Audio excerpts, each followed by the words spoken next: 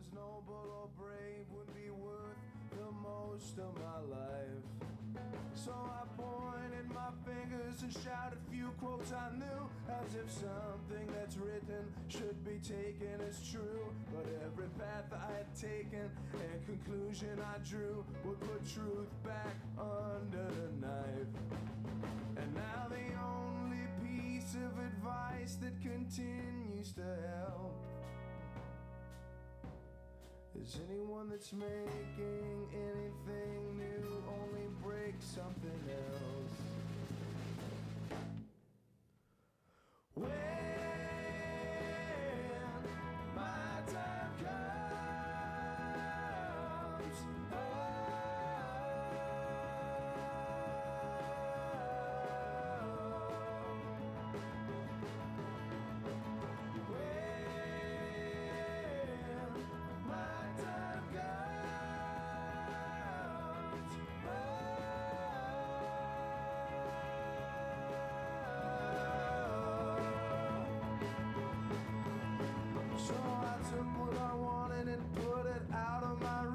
I wanted to pay for my successes with all my defeats. And if heaven was all that was promised to me, why don't I pray for death? Well, now it seems like the unraveling has started too soon. Now I'm sleeping in hallways and I'm drinking perfume, and I'm speaking to mirrors and I'm howling at moons, while the worse and the worse that it gets. Or you can judge the whole world on the sparkle that you think it lacks. Yes, you can stare into the abyss, but it's staring right back. When my time comes,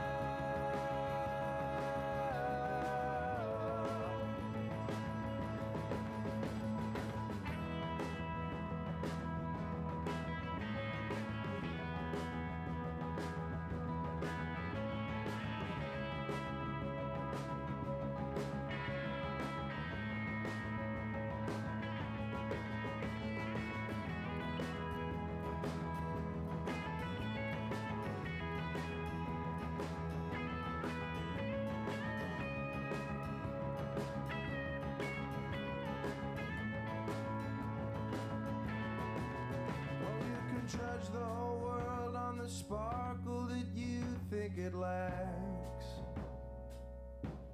Yes, you can stare into the abyss, but it's staring right back.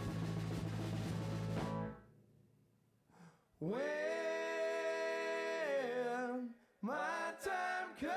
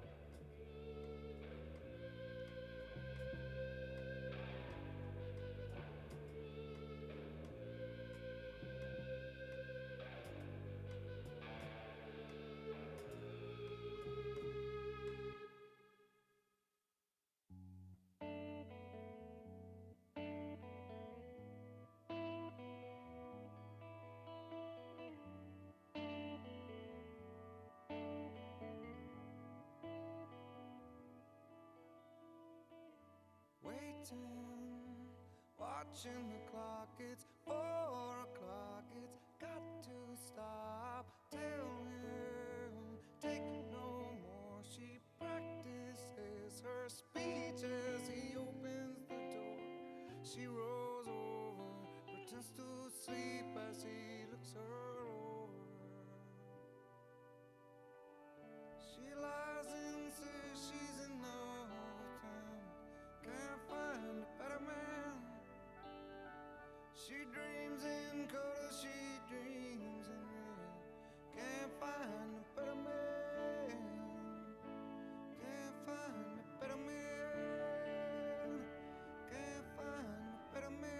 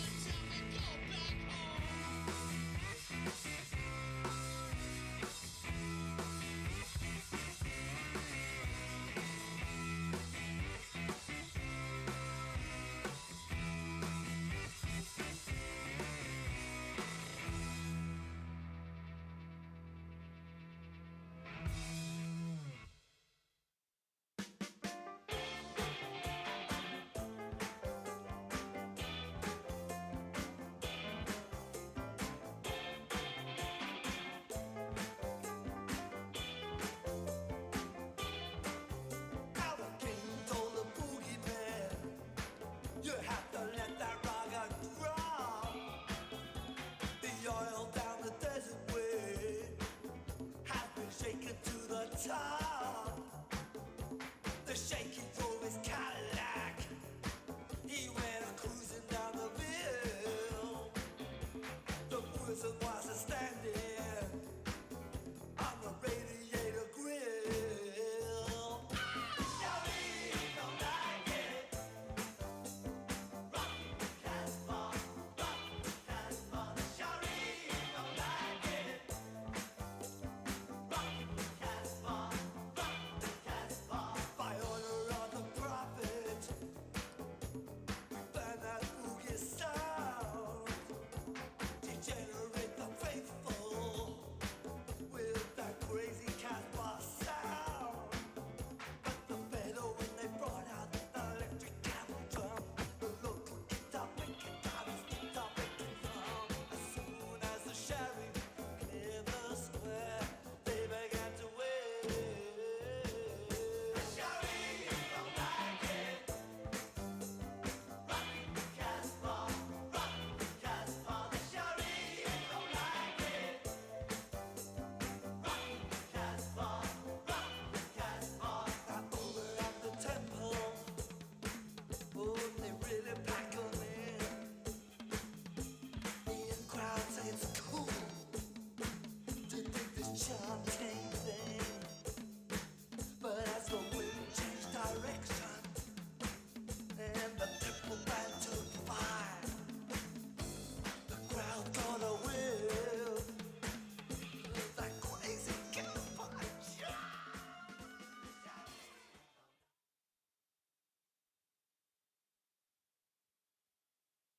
Welcome. Please take your seats. The program will begin shortly.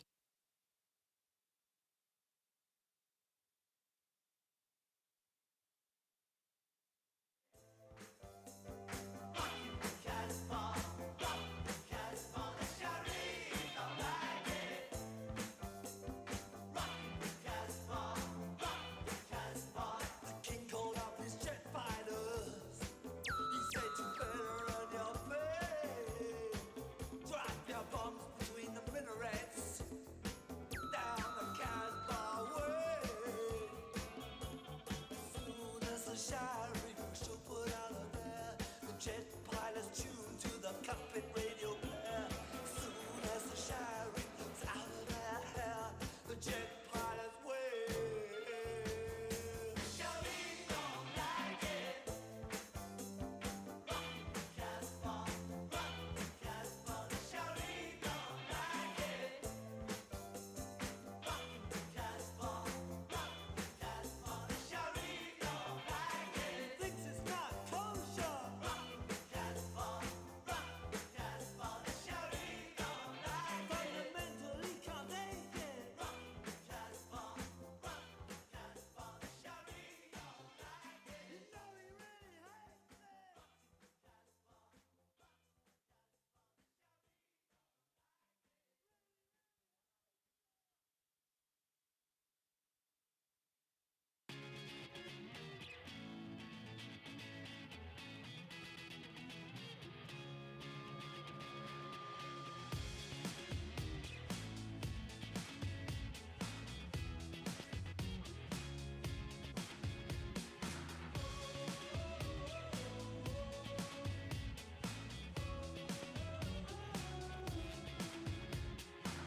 Come on out of your dreams and wake up from your reverie. Time is here, don't go to sleep.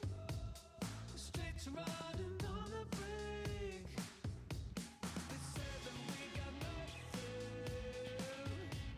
but a dollar for my life.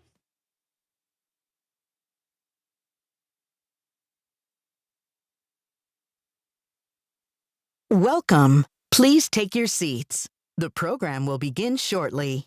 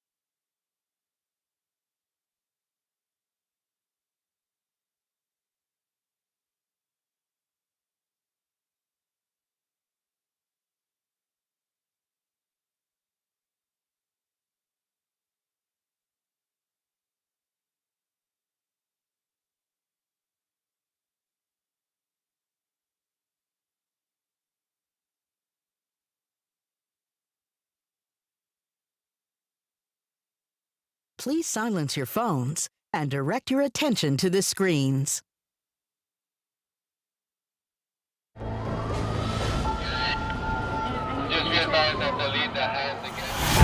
Firearm violence is a public health crisis. Our failure to address it is a moral crisis. To protect the health and well-being of Americans, especially our children, we must now act with the clarity, courage, and urgency that this moment demands.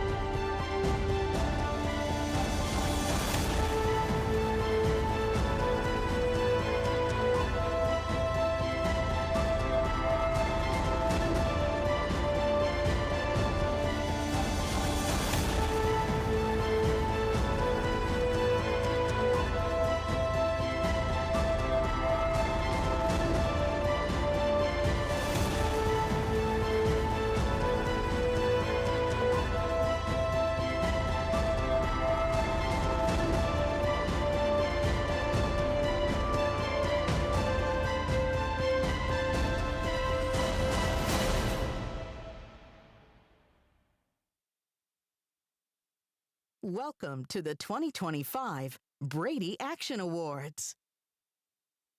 Please welcome tonight's MC, Emmy, Grammy, and Critics' Choice award-winning comedian and writer, Patton Oswalt. Thank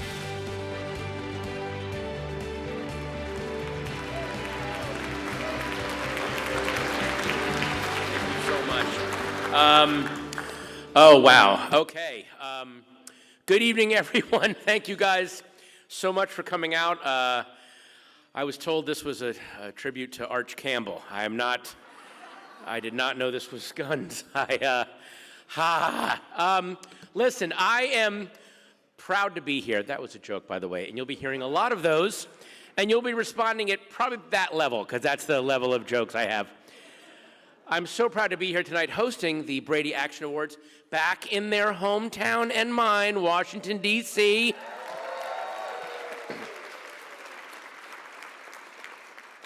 I'm not kidding when I say this is my hometown. I grew up in Sterling, Virginia. I went to Broad Run High School in Ashburn, Virginia. And yes, I graduated with a solid 3.1. I then graduated from William & Mary with a respectable 2.7. Incidentally, that was Sarah Brady's alma mater. And then, of course, I got my start in the DC comedy scene. Well, that doesn't deserve applause, trust me. Summer of '88, I went on stage at Garvin's Comedy Club, which the building still stands. It is now, I'm not kidding, a gay nightclub called the Green Lantern. That is where I started. And it all led to this: hosting a beef, chicken, or fish banquet during the collapse of society. Welcome. Thank you. Thank you. You're doing a fantastic job. Very nice. How do you say how do you sign Green Lantern? You have to spell it. Oh, you got to spell it? I'm so sorry. Okay. I'll get rid of all my Arnold Schwarzenegger jokes. What if I just went, I could make you say anything, couldn't I? I could make you sign anything? Okay, no, but I'm not going to. All right, the video you just saw is a perfect way to begin our celebration this evening. I know it was a little grim and harsh, but it was perfect because the statistics paint a brutal reality of gun violence in America.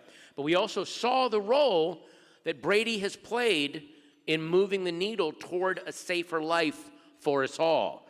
And as we're going to learn tonight, Brady's work is also programmatic. It is anchored in broad progress that continues regardless of who sits at the Resolute desk or in Congress. They are bold, they are creative, they are tenacious. They are focused on the end goal, a safer country for all of us. Tonight is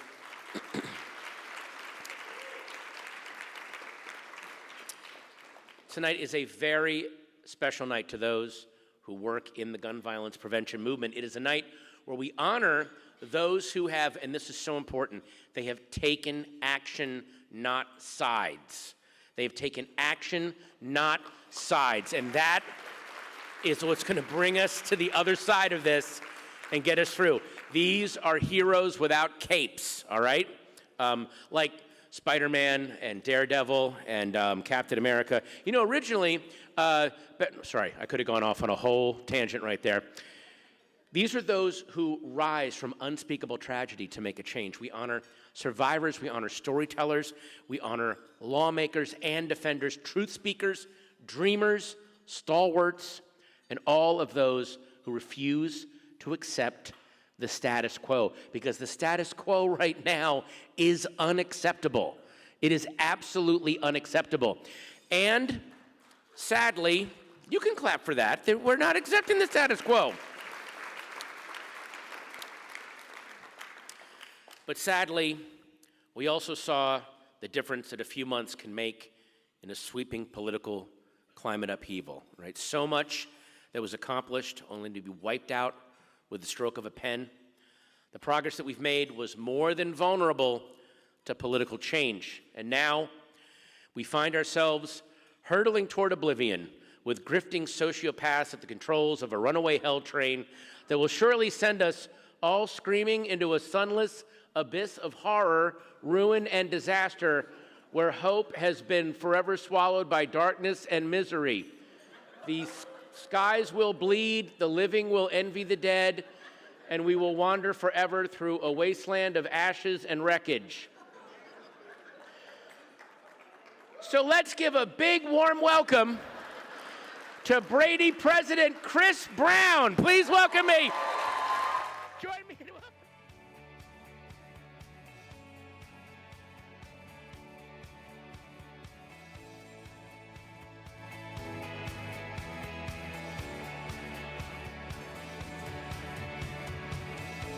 I really set you up for something great. So have fun.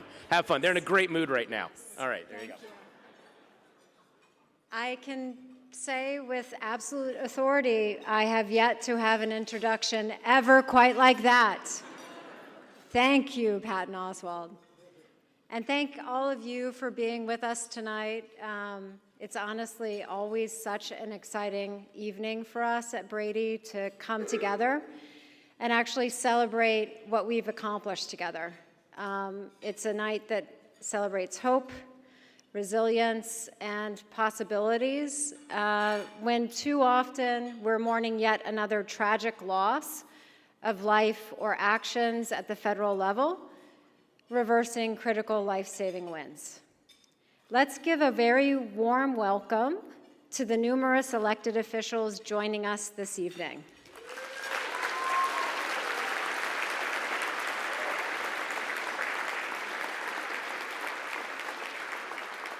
Thank you so much for joining us. And those from the Brady Board of Directors in attendance this evening, including Chairman and Chief Medical Officer, Dr. Joe Saccharin.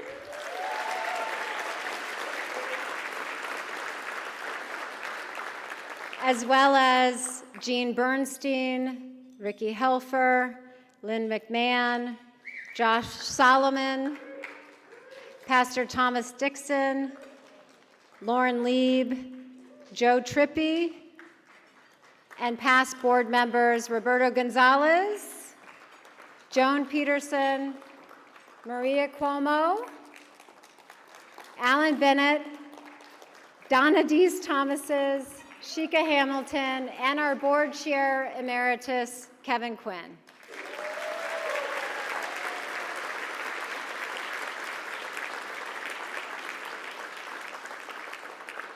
As all of you know, Brady was founded by Jim and Sarah Brady, survivors of gun violence.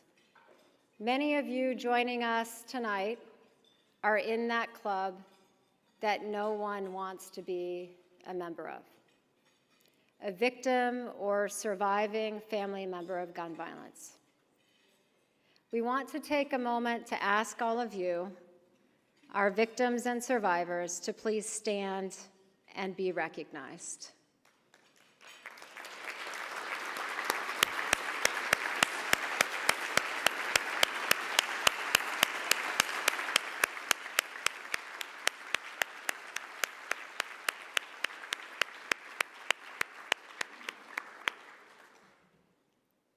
I know each of you do what you do every day to ensure that no other person suffers as you have, and we thank you for that from the bottom of our hearts.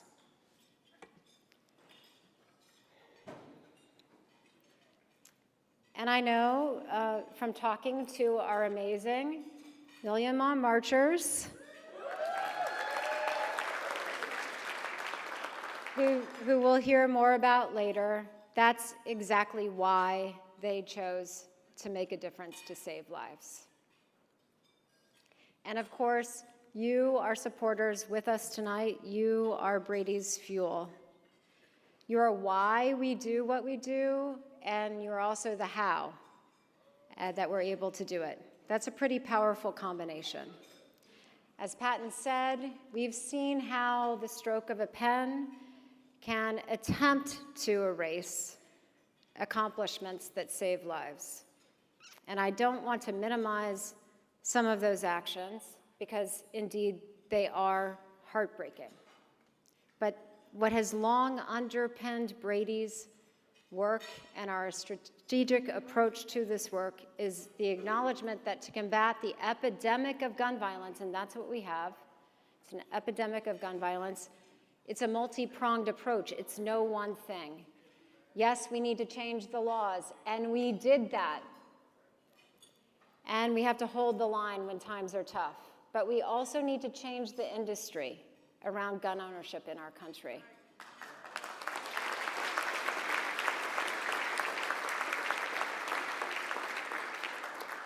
And that means a data-driven, all-inclusive approach. That's the only logical path forward to end gun violence. And that's how we're going to do it because, as you all know, gun violence is the #1 cause of death for children in our country under the age of 18.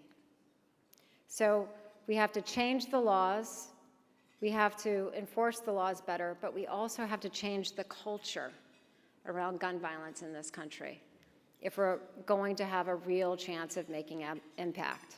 For decades, the narrative has been shaped by the one voice that has the most to gain from increased gun sales. It's a math equation. It's the gun industry.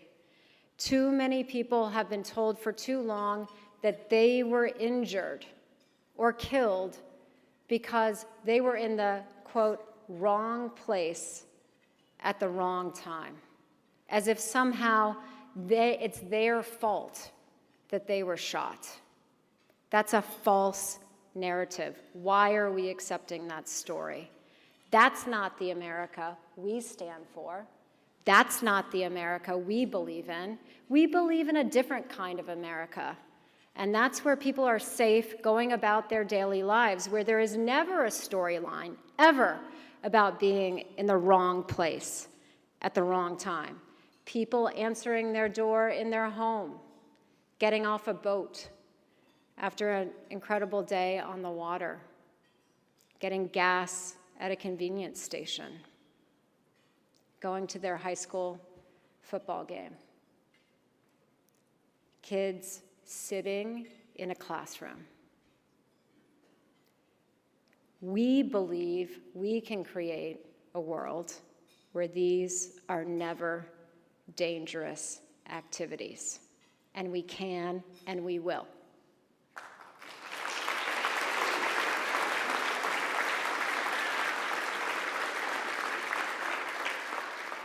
And we know this because we stand on the shoulders of some giants who happen to be pretty incredible moms. 25 years ago, a group of women recognized that the wrong voices were controlling the narrative in our country. It was to their own detriment, to their families' detriment, to their communities' detriment. So they did something kind of basic that ended up audacious. On Mother's Day in 2000, after months of planning, more than 1 million moms marched on DC, and still more in communities all across this country, demanding that their voices be heard.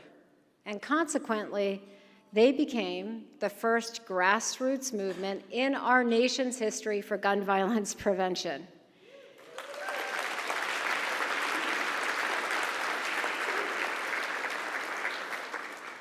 These women with us tonight are a testament to Margaret Mead's adage, never doubt that a small group of thoughtful, committed citizens can change the world. Indeed, it is the only thing that ever has.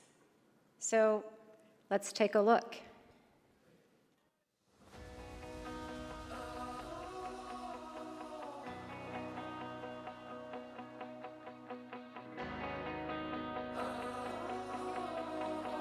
Across America, mothers and others standing together, giving birth to a movement.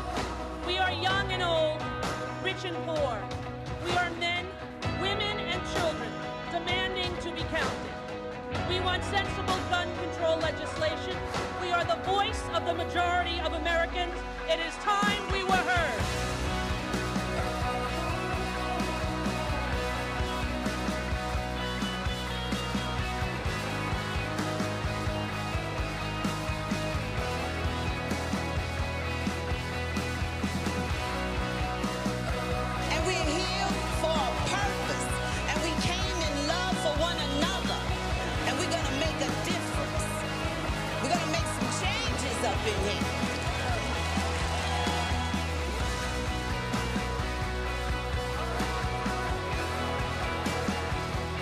We must either change the minds of these lawmakers, or for God's sake, in November, let's change the lawmakers.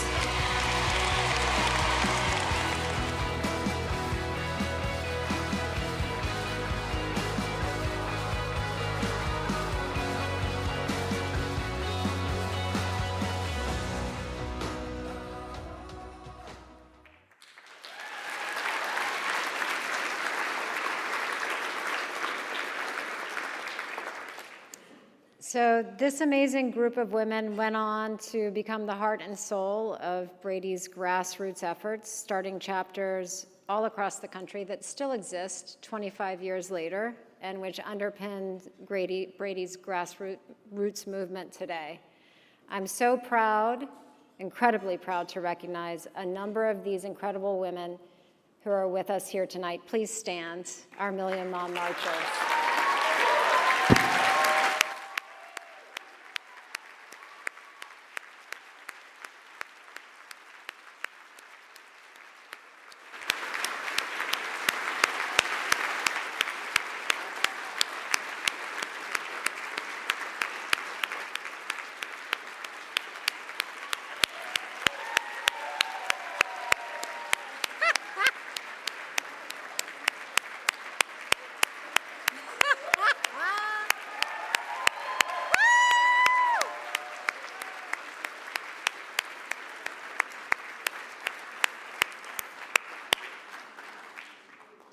I was there too, a little younger, with my incredible mother, Jane King, sitting right there at table 12.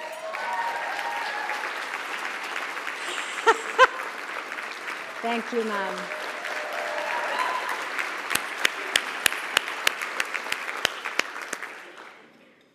Thank you to my mom, and thank you to the Million Moms for envisioning a world where you never say, I quit, and where no circumstance is ever too tough.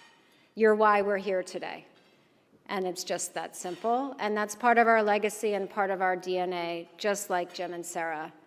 You're part of what we do that gives us really amazing agility and that lets us pivot when we see an opportunity to make a real headway in a state, at the federal level, in our communities. Of course, we know it's a hostile political environment. We have some leaders with us tonight who we're very lucky to have with us who are facing this every day and doing work that is so challenging, but they never lose sight of the reality that our cause is central, despite worries about a recession, job insecurities, food insecurities, safety nets being taken away. None of those fears or concerns are small, they're huge. But equally, we must never, never lose sight of what is at stake for us around this issue, and that is, quite simply, our very lives. Your support for Brady will never be more important. Your generosity makes Brady agile. It allows us to move at a moment's notice to where the most good can be done, to where the most lives can be saved. And that helps the creation of an America we deserve, all of us deserve, where gun violence is not the #1 killer of our kids. And that means holding the gun industry accountable in courts across this country. We do that really, really well.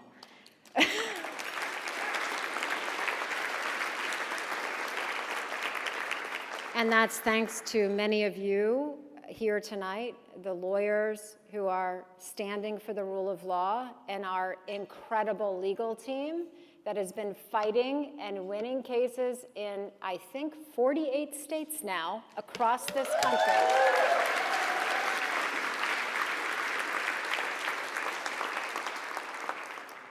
And so we honor those who stand for the rule of law, who commit to make the world a better place, who fight the tough fights. And I can think of no other leader better suited to present tonight's Legal Action Award than the incomparable constitutional scholar, although he makes it seem so easy and straightforward, doesn't he? And defender of democracy, along with Senator Murphy and Adam Kinzinger and others, but defender of democracy in Congress, Representative Jamie Raskin.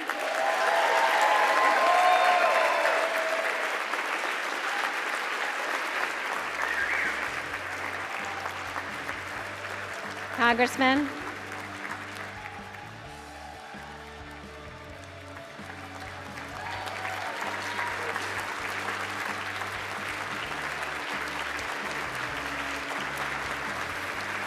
Thank you, Chris. Thank you, everybody. Hello, Brady. What an amazing community. I'm thrilled to see so many of my colleagues here tonight, including Lucy McBath, the beloved rep from Georgia. And I saw Jim around before. There's Jim, and I'm really psyched to see my old buddy, God, how we miss you, Adam Kinzinger.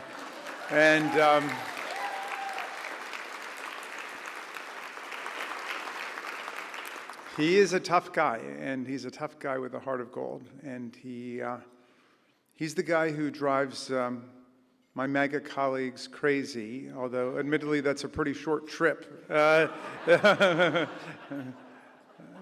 Thank you for everything, Adam. Look, I'm so honored to be part of the Brady Action Awards tonight. I want to thank Brady for showing America how many lives we can save without ever violating the Second Amendment, okay?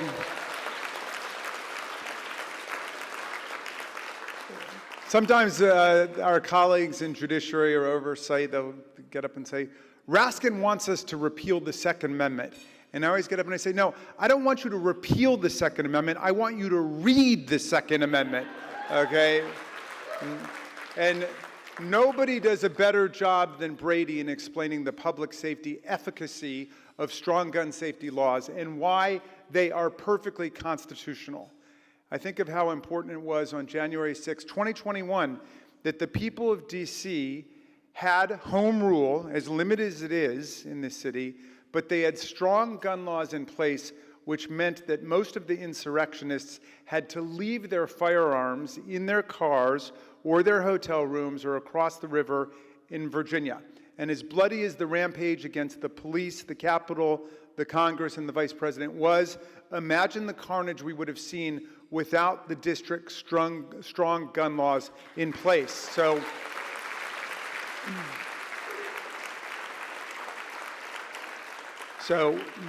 I consider it an important dimension of this movement that we defend the home rule the district has and their gun laws and help them fight for statehood and freedom from NRA tyranny.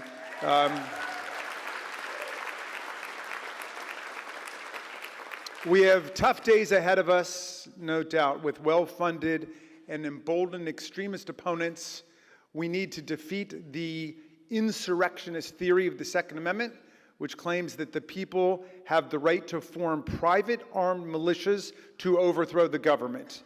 This bizarre theory betrays the language of the Second Amendment, which talks only of a well-regulated militia by the government. It directly contradicts Article 1 of the Constitution, which gives Congress the power to call forth the militias of the states to repel foreign invasions and suppress insurrections. And Article 1 gives Congress the power to organize and discipline the militias. And this theory collides with a half a dozen other provisions in the Constitution, including the Treason Clause, which defines treason as levying arms against the Union, and also the Republican Guarantee Clause, which guarantees that Congress will help the states to put down domestic violence. Look, the founders were not afraid of laws to advance public liberty and order, and neither should we be. As John Locke said, the end of law is not to abolish or restrain, but rather to preserve and enlarge freedom. A universal... And of course, we are here to fight for the unalienable rights of life, liberty, and the pursuit of happiness. A universal violent criminal background check, a ban on military-style assault weapons, a safe storage law, these all protect the freedom to go about our daily lives and our business free from the fear of finding ourselves in the wrong place at the wrong time, as Chris said. The prestigious Brady Legal Action Award honors the people in the legal community who dedicate themselves to passing and defending good laws to keep our people safe. This year, we honor a person who has worked with Brady for more than 4 decades in different capacities, as a key friend and ally when he was a staffer on Capitol Hill, and an FDA attorney, and also as a versatile member of the Brady Board. He is currently the director of the Brady PAC, Alan Bennett. And Alan, I'm going to say a couple more words about him. After graduating with his law degree from Columbia, Alan became an attorney for the FDA, where he first took on Big Pharma, always demanding that public safety comes first, and then he joined the battle against the NRA and its various legal mythologies and frauds. With Brady since virtually its inception as Handgun Control, Inc., Alan had the privilege to stand alongside Jim and Sarah Brady in their fight to pass the Brady Bill. Jim Brady often likened that effort to being in the land of Oz, claiming people who opposed the bill did not have the brains, the heart, or the courage to do what was right. But Alan Bennett has brains, hearts, and guts in abundance to do the right thing every time. Ladies and gentlemen, please join me in welcoming Alan Bennett. And I'm going to give you this too.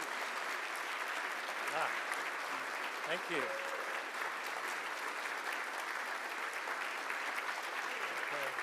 Thank you very much. Leave it there.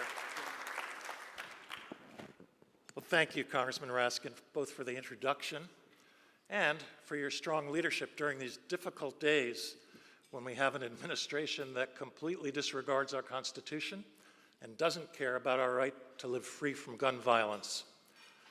And thanks to Chris and all the members of the Brady team for the Legal Action Award. I've been involved with this organization for a very long time, since 1981, when I was about 7 years old. And it was called Handgun Control. When I joined the board that year, we really had very few friends in Congress. I was a Senate staffer just before joining, and we couldn't even get half a dozen senators to support anything having to do with guns. At the time, the NRA was growing stronger every day, but now, 45 years later, our movement is so much stronger, with millions of Americans, hundreds of organizations, both large and small, advocating and winning advances in policy and in the courts, with Brady often at the forefront. I can tell you for sure that as hard as the work is at this time, especially at the federal level, given the current administration and the current Congress, the work was even harder and lonelier back when we started. Those advocating guns everywhere all the time were both extreme and well-funded, and their influence was much greater then than it is now. In the 1990s, I worked with Jim and Sarah Brady to pass the Brady background check law, and I saw, thank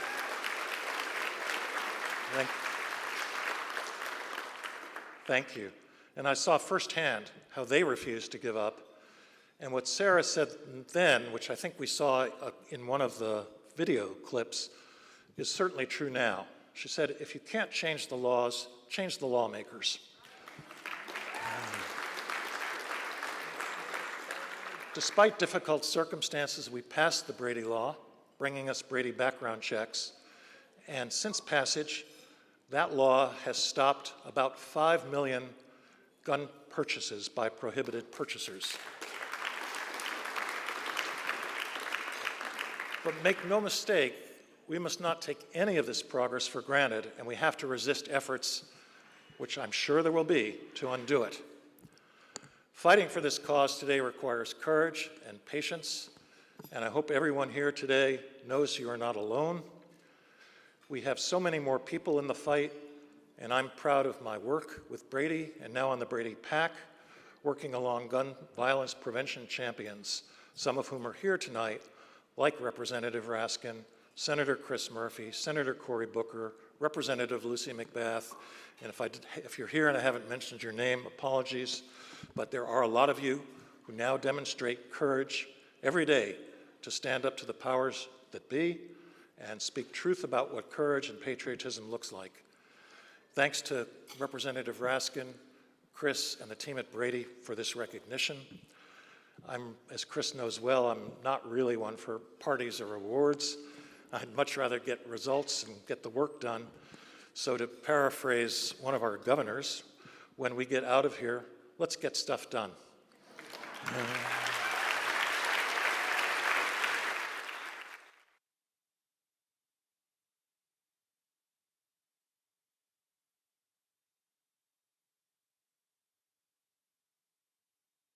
Please welcome to the stage, Congressman Adam Kinzinger.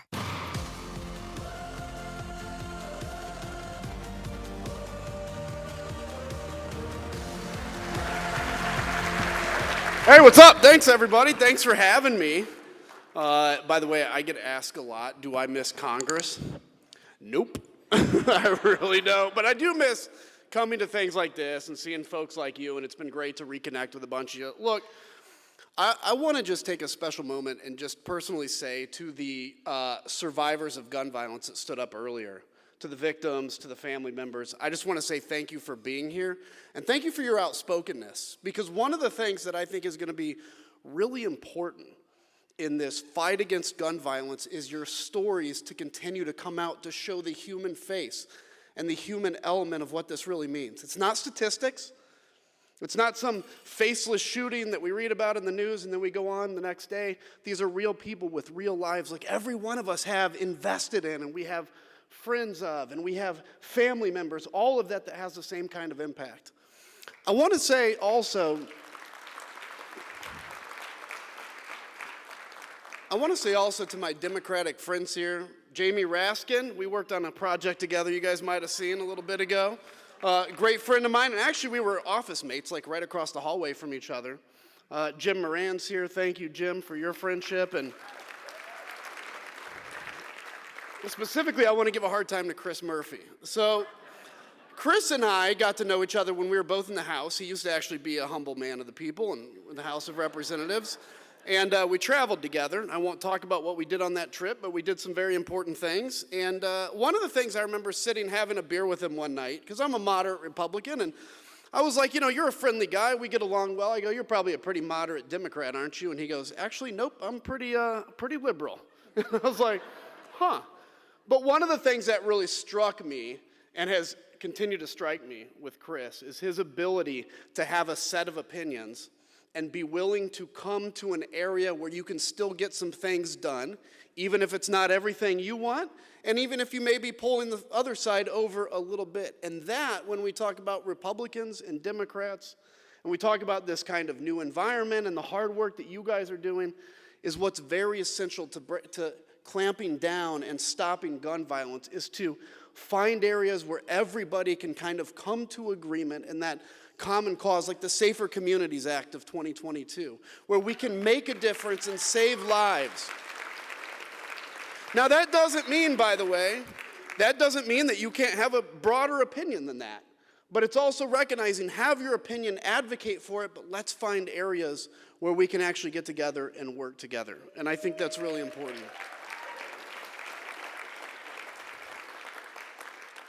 And the last thing I really want to say is this. Look,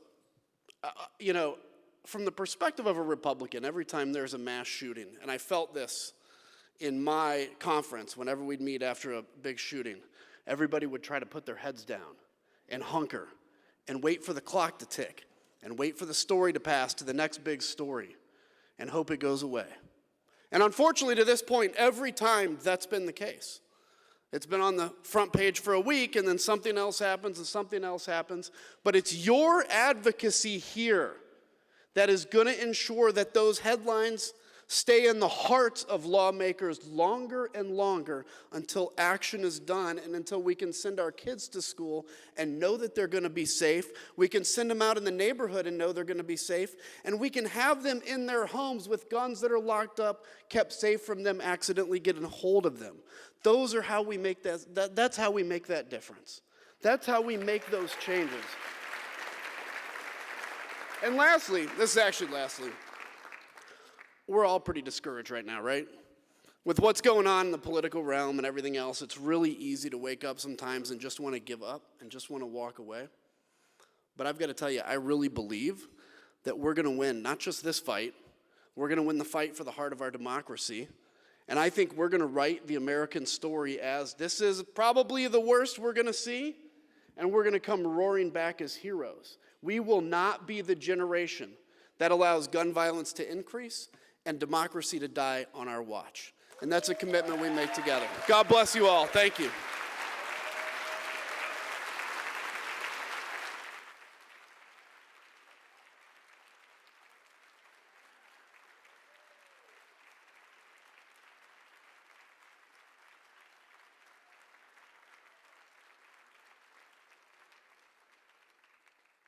Please welcome to the stage, Senator Chris Murphy.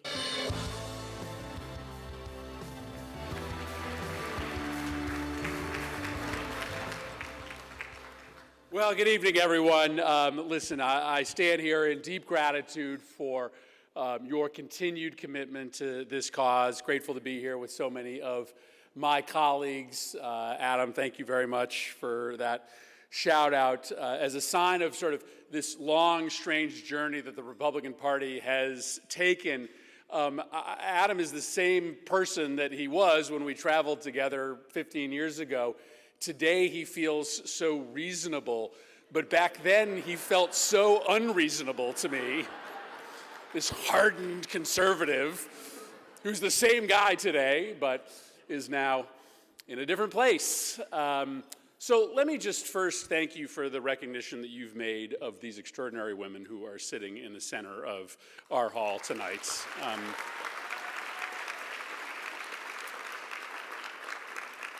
The broad story of the anti-gun violence movement is a complicated one.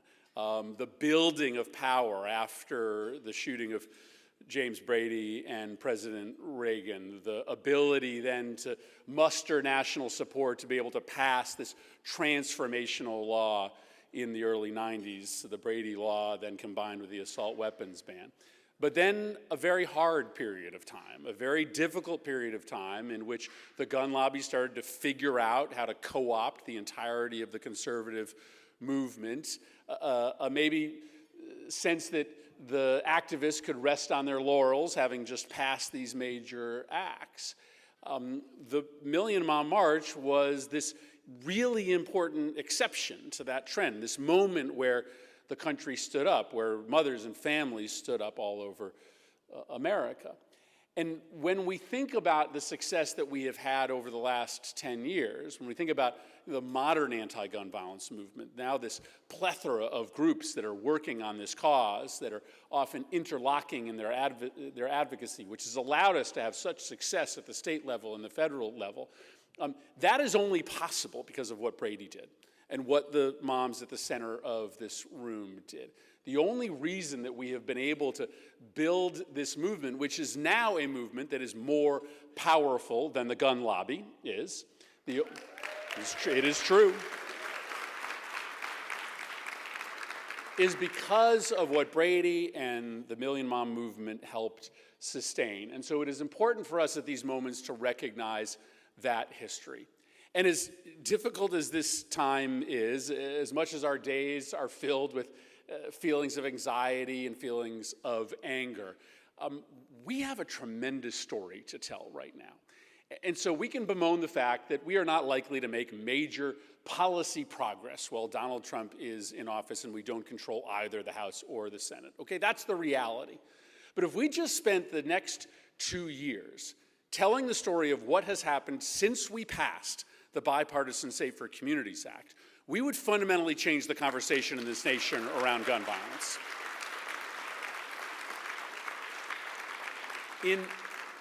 In my community of Hartford, I moved, not coincidentally, a few years ago to one of the neighborhoods in Hartford that has the highest rates of violence. I was astounded when I moved to this neighborhood that as I drove around in the middle of a day on a Saturday or Sunday, I wouldn't see any kids out on the streets, though I knew that this neighborhood was filled with children. And it didn't take me long to figure out why. It was because these kids were living under very strict instructions from their parents and their grandparents to not go outside when they were home, to not walk to the park, to not hang around on the street corners, because they would be at risk of being a victim of gun violence. And so this neighborhood filled with children was devoid of children because of this reality of the daily risk of gun violence. Well, this year, Hartford, Connecticut is on pace to have the lowest number of gun murders in the history of recorded statistics in the city of Hartford.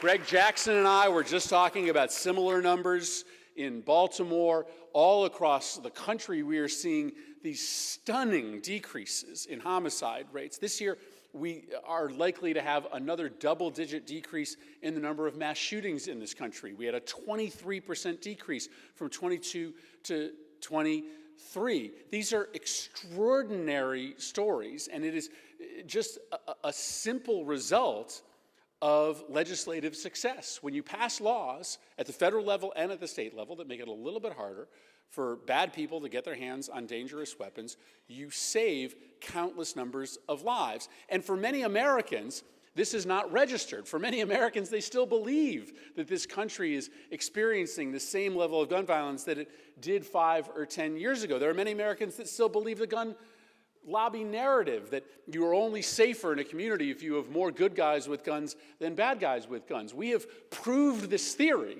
once and for all. We have put to bed this idea that there is any path to bring peace to our communities other than making sure that our gun laws make it just a little bit harder for the wrong people to get their hands on weapons. And we should tell that story all over the United States of America this year.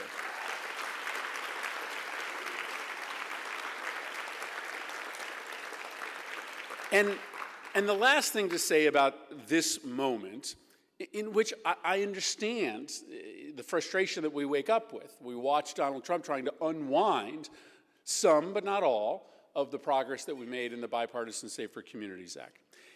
And I think at those moments about the nobility of our cause. And Chris, you referenced this, that there are so many things to care about in this world today, whether it be the status of our immigration laws, our efforts to protect the country from attack, our healthcare system, which is full of injustices. But there is still nothing that matters more in any individual's life, in this country today or in any country around the world, than protecting the physical safety of the people that you love. Think about that. You would give anything, in order to protect the physical safety of your loved one. You would give up your house, you would give up your car, you would give up your livelihood, you would probably consider giving up your own life if that was what was necessary to protect the life of somebody that you love. And so everything matters today. We are fighting for the health of our democracy. But it is still true that nothing matters more than protecting the physical safety of the people that we care about.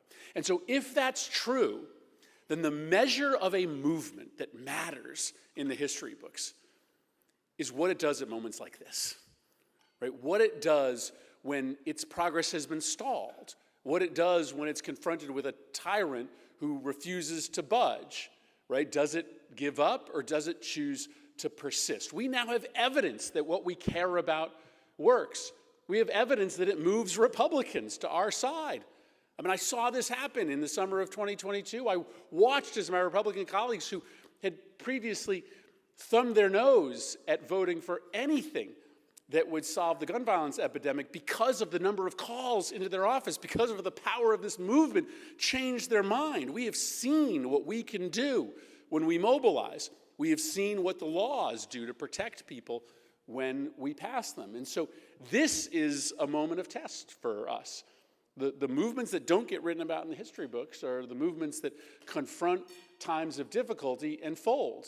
The movements that you read about in the history books, as the anti-gun violence book is and will be, are the movements that decide to continue to stand up, continue to speak truth to power, because the righteousness of their cause is so resolute that no matter the present-day circumstances, they are confident of that ultimate victory. Because of what you have done, because of what Brady has done over the long arc of history, we are living in a moment where there are families waking up in my city of Hartford, Connecticut, and even though they don't know it, they aren't grieving a dead loved one because of the changes that we have made. And you can replicate that story thousands and thousands of times over all across the country. So that is why I am just so thrilled to be celebrating with these mothers who have helped us achieve this victory, who have helped us save these lives.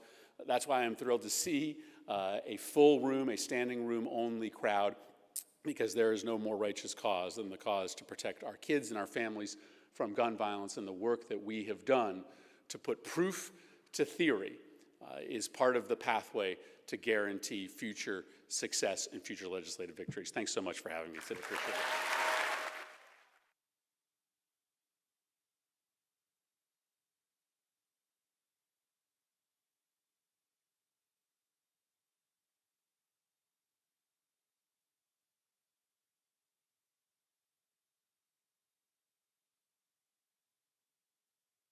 Please enjoy your dinner. The program will resume in 30 minutes.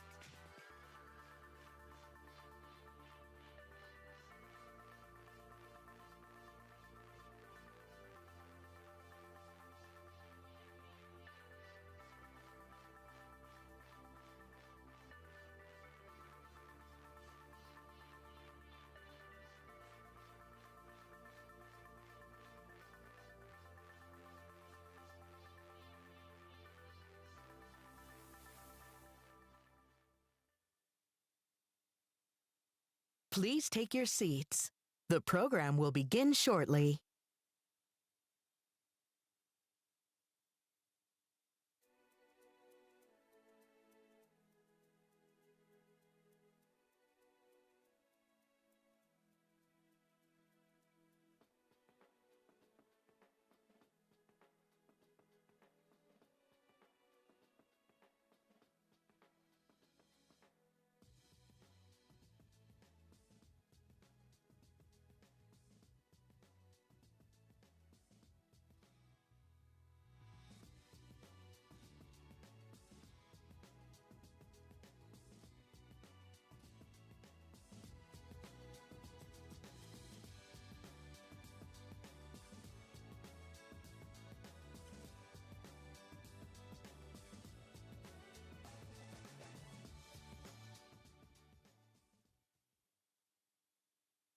Welcome back.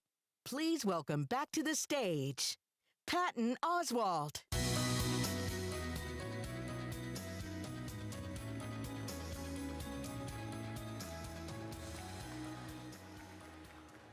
Woo. Do not try to outdrink Adam Kinzinger. Oh my God, that was a mistake. That was a mistake. Okay. I hope everyone enjoyed and is still enjoying dinner. It is now my privilege to introduce a man who has dedicated his entire life to ending the toll of gun violence. He's led this battle on numerous fronts, from the Hall of Congress to the operating room. He's a policy advisor, a public health expert, and a coalition builder, and he's a trauma surgeon and director of emergency general surgery, among other numerous titles, at Johns Hopkins Medical Center. He is also one of the individuals who had been led, like Chris was talking about, to believe that he was in the wrong place at the wrong time when he was simply cheering on his high school football team at a game after school. Ladies and gentlemen, it is my honor to introduce gun violence survivor, Dr. Joseph Sakharine, Brady's Chief Medical Officer and Chairman of the Board.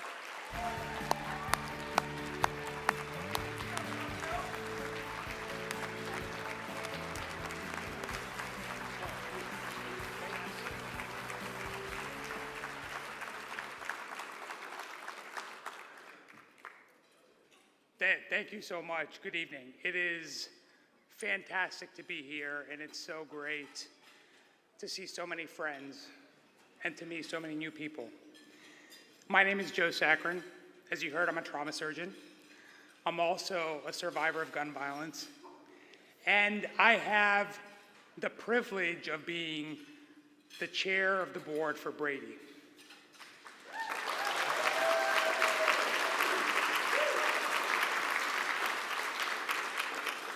An organization at the heart of our nation's movement to end gun violence.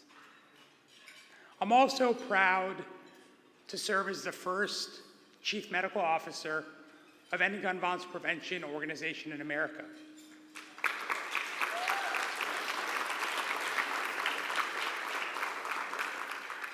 As you saw in the incoming video from former Surgeon General Vivek Murthy, gun violence is the public health crisis of our generation. Think about this. It is the #1 cause of death for our children. It's not car crashes, it's not cancer, it's not poisoning, it's gun-related injury. That is not just unacceptable, it's unthinkable. But even in the face of this devastation, we press forward. Because even in the darkest moments, we carry hope. And that hope is in this room tonight. You know, as you heard, this issue is deeply personal to me. I was 17 years old when I was shot in the throat. As some of you can tell, I got a paralyzed vocal cord. And as Chris said, you know, for a long time, I was just a kid that was in the wrong place at the wrong time. That bullet tore through my windpipe, and severed my carotid artery. I should have died. And I know we have some other healthcare professionals like Dr. Babak Sarani, and of course, my brother always says he never gets recognition, Dr. Mark Sakrin, our child psychiatrist. And of course, the smartest sibling, my sister nurse practitioner, Jen Sakrin. But I lived, and I chose to dedicate my life to saving others from the very trauma I endured. You know, as a trauma surgeon, I've also seen what bullets do to bodies. And as a survivor and an advocate, I've seen what they do to families and communities, and to our sense of safety and humanity. And it's why Brady's work matters so much. You know, Brady has never confined its vision to simply changing laws. We are changing the culture, the industry, and the behaviors that perpetuate gun violence in America. Through groundbreaking initiatives like the Crime Guns Intelligence Program, we are holding rogue gun dealers accountable. Through End Family Fire and Show Gun Safety, we're reshaping how Americans think about safe firearm storage and the responsibility that exists in the home. These are real solutions, data-driven, proven, and life-saving. And I think it's important to recognize that this work would not be possible without the incredible team that powers Brady every day.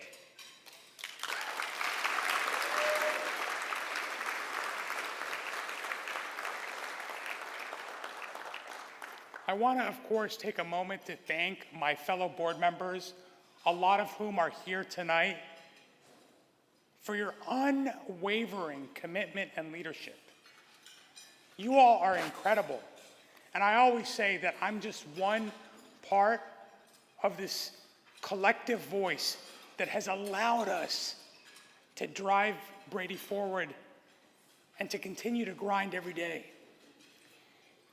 And of course, I would be remiss if I didn't mention the Brady staff, led by Chris Brown, who you've heard from already.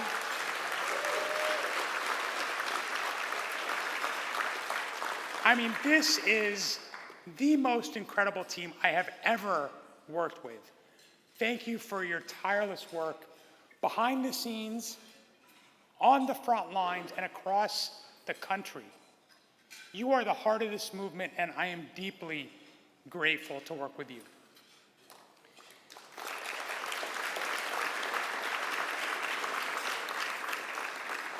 Now, of course, alongside our programmatic work, we also know that policy does matter. When military-style assault weapons were banned, mass shooting deaths declined. When the ban was lifted, they surged. We have seen the power of strong laws and the devastating consequences of weak ones. And we've also learned that it takes true courage for lawmakers to stand up, speak out, and lead, even when it's politically difficult. One of those courageous leaders is someone that I've had the honor to stand beside time and time again. He's a fellow survivor, an advocate, and a friend. Congresswoman Lucy McBath's journey began in unimaginable pain after the murder of her only son, Jordan, 13 years ago. But she has turned that heartbreak and pain into purpose. She's become one of Congress's most powerful voices for gun violence prevention. And as the top Democrat on the House Judiciary Subcommittee on Crime, she is leading the charge on the federal assault weapons ban.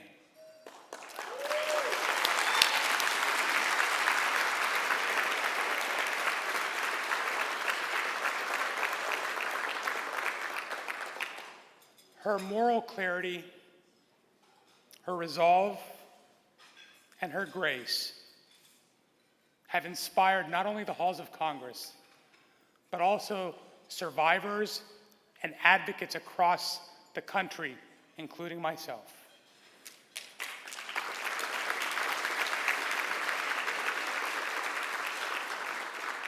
Please join me in welcoming to the stage a true champion, a tireless leader, and a mother whose love and courage are changing the course of history, Representative Lucy McBath of Georgia's 7th Congressional District.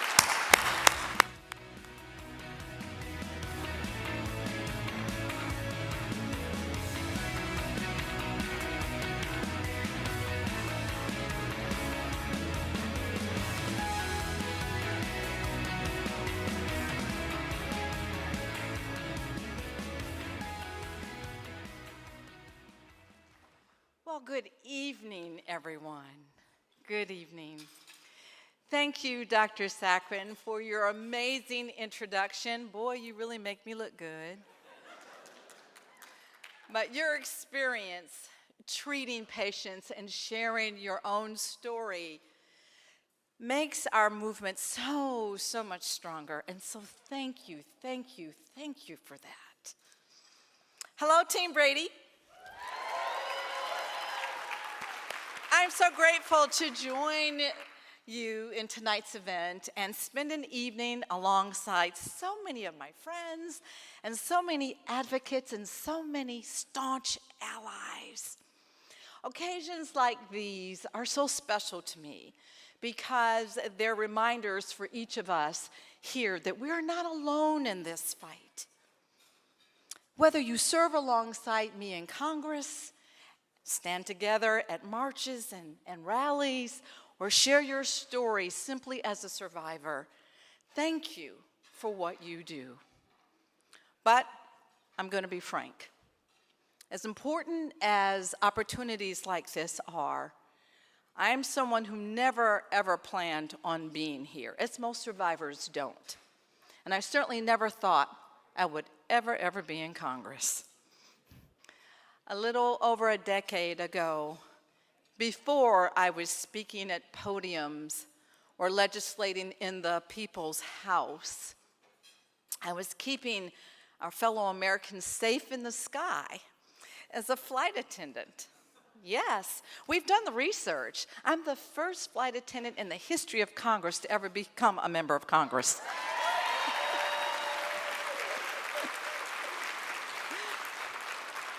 But as a flight attendant, and I was caring for my son, Jordan. That was in Marietta, Georgia, or as they call it, Mayretta. But caring for the family that I had prayed for all of my life.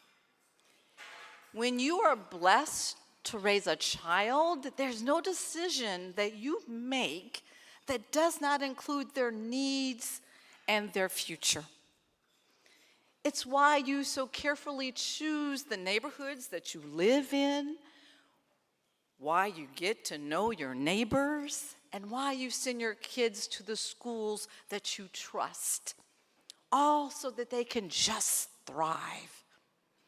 But as many of you know, my son Jordan was not able to achieve his dreams or reach the heights that I knew that he could.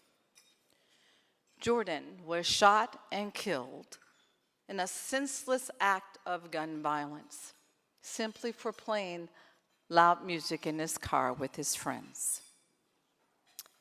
And it didn't matter that he lived in the right neighborhood. It didn't matter that he attended the right schools. And it didn't even matter that his community loved him as dearly as I did. Jordan was a blessing to those who loved him. But by the decision of one man In just a few seconds, Jordan's story ended, and my important identity as a mother was forever changed. I became a gun safety advocate.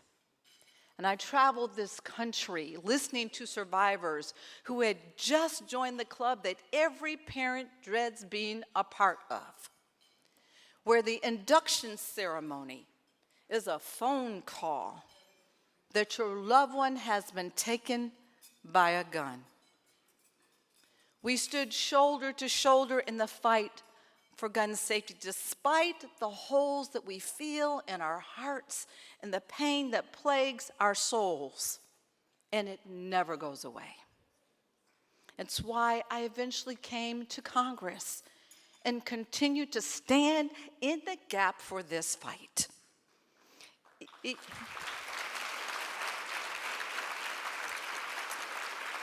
And even on days when it feels like the world is forgetting the latest shooting and the families that have been ripped apart, I will still stand. For the last 7 years, I have stood shoulder to shoulder with the same survivors, now joined by lawmakers who dedicate their careers to passing common sense legislation that protects the rights of lawful gun owners and saves American lives. Together, we celebrated historic progress to protect our communities, in large part thanks to the incredible work of the Biden-Harris administration. The first comprehensive gun violence prevention package in more than 30 years. Red flag orders to empower our law enforcement and loved ones in every state. Community violence organizations that are doing the foundational work to stop violence. And the first ever White House Office of Gun Violence Prevention.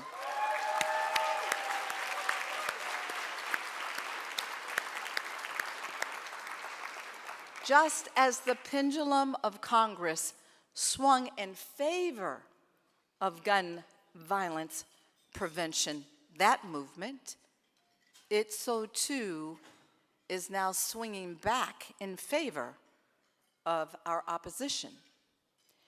Now, we're in an era where common sense community safety policies are directly under attack and in many cases being eroded.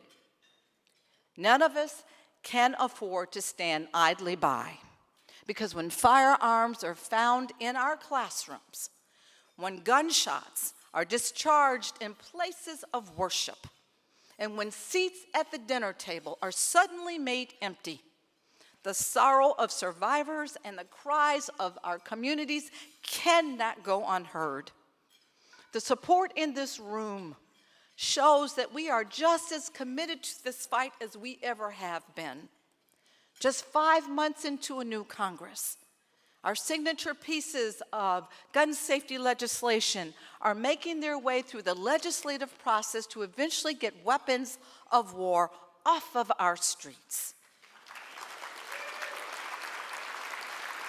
And last week, I stood with Senators Schiff, Padilla, Murphy, and Blumenthal as we reintroduced the assault weapons ban, and just weeks before, I reintroduced the Go Safe Act with Senators Heinrich, King, Kelly, and Bennett.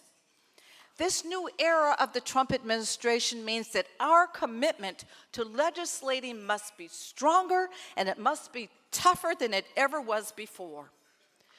The progress of the last several years stands at a crossroads. And I know, trust me, I know that there are going to be days where we're feeling like we're just beaten down and we're not moving forward. Days where our hope wavers and our energy wobbles. So we've got to care for one another. We've got to encourage one another. We will pray, we will meditate, maybe sometimes we will scream and yell, because yes, we've got to do that as well. But most importantly, We remember those that we have lost. I remember my Jordan, and you may remember a family member or a friend or a neighbor that you have lost. And we carry their legacy, their hopes, and their dreams, and their love, so that we may speak on their behalves, because they are not here to do it for themselves. Far too much stands on the line, and we cannot afford to go back. So we will carry on. My colleagues in Congress will carry on the resistance. My fellow advocates in this room and all over this nation will carry on the march. And my fellow gun violence survivors will never, ever, ever stop sharing our stories.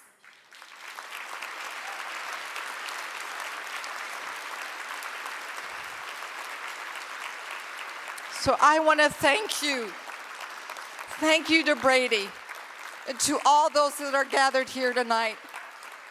Thank you for standing in the gap. Thank you for crying out for justice. Thank you for keeping our stories alive. We need you. Don't give up, because in the end, we're doing the right thing, and in the end, we will win, and we will save lives. God bless you.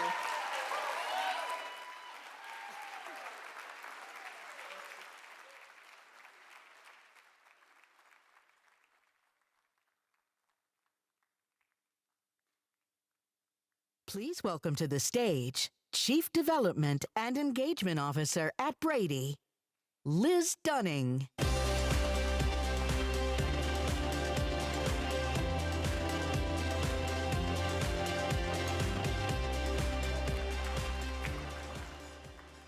Hello, everyone. Thank you so much, Congresswoman McBath. I am so grateful for your leadership, your voice, the tremendous impact that you make every day. You're a tremendous example to all of us. Thank you. Hello, everybody. I am Liz Dunning. I'm Brady's Chief Development and Engagement Officer, and these are my two wonderful kids, Henry and Charlie.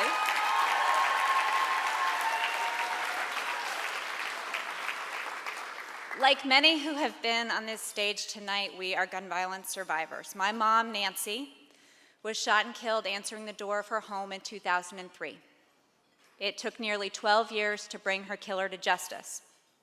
On March 11th, 2017, I ran a marathon on what would have been her 70th birthday. On a bitterly cold day, these guys met me 3 times on the race course with orange slices, and I raised nearly $30,000 for Brady that day. It was the very beginning of my getting to know this incredible organization. As I prepared to run that race, I thought a lot. I mean, it's a lot of miles. I thought a lot about not just honoring my mom, but developing the frame through which my kids would see her, through which they would see me, and would see our family story. You see, they were just 7 and 3 at the time. They didn't know how their grandma had died. I knew that one day I would tell them, and I wanted them to remember that run, that action. I wanted them to know that the most important thing is not what happens to you, but it's what you do next. It makes our family story. Thank you. That is what makes our family story not just one of trauma and grief, but one of action, one of hope, one of resilience. Long before I crossed the finish line, I realized it wasn't for my mom at all. It was for my kids. Now I am part of the great Brady team, and every day I do my level best to make these guys proud and to give them the safer world that they deserve, that we all deserve. And I'm just so proud to have them up here with me. They actually asked if they could say a few words, so I'm going to turn it over to them.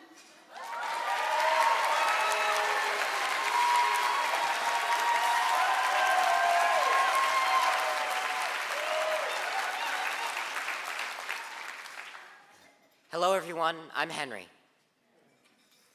And I'm Charlie. We're here tonight for our mom, and not just because our dad's out of town and she didn't want to leave us home alone on a school night. Well, maybe that's a little bit why. We're here because we see every day how hard our mom works for us and for all of you to help power Brady's work to free America from gun violence. And it matters to us, not just because we were born gun violence survivors, but because even before we knew that about our own story, we were in this fight. Like your kids and grandkids, we've had shooter drills every year that we've been in school. And we're aware that guns are the #1 cause of death for kids. So we'd just like to say to you parents and grandparents out there, this is your opportunity to join the kids you love in this fight, because we promise you, they're already in it. And we know from experience that it's a lot easier when you're in it with someone you love who's got your back. Thank you.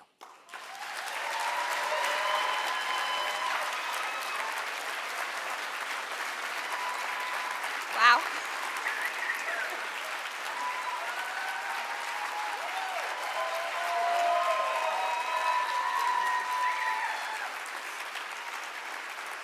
So, wow. Thank you, guys. Thanks for doing that.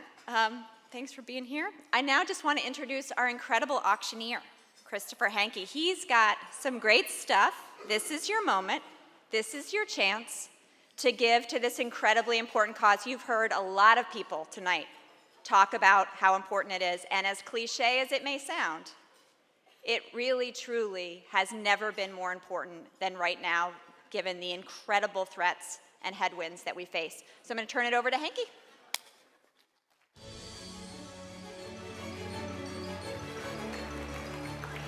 Thank you.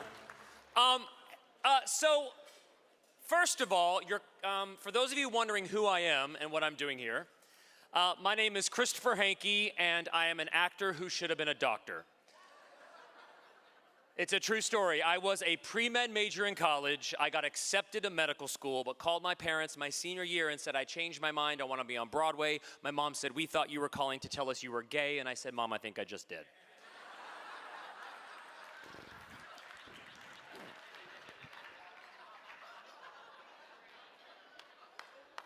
So that's who I am. And what am I doing here? When I am not on a Broadway stage or shooting on a television series, which I do mostly these days, I help nonprofits raise money. And I'm not a professional auctioneer. I don't talk fast, but I have no problem asking people for money. My parents still pay for my gym membership. That's a true story. During COVID, my dad calls me. He goes, do you know what Equinox is? And I said, no. It's fraud. You need to call Amex. I believe that fundraising should be fun. It's in the word, and it's exciting and carbonated and bubbly, so that's what we're gonna do. This is not gonna be a traditional auction. We're gonna have fun. Can we do some housekeeping? Pass around those paddles. They're in some stacks at some tables. Does everybody have those paddles? Can you hold them up for me? And keep them up in the air. Keep them up in the air. Keep them up in the air. Okay, sold. Let me write down the numbers and tell you what you bought. Okay, so here are, all right, exciting. I like it. You're talking. Pass them around. Pass them around. Yep. Welcome to my second grade class. Pass them around. Okay, when we're ready, when we're ready, let's focus up. Let's huddle up. Yep. Your names are on them. Your names are on them. We made that easy for you.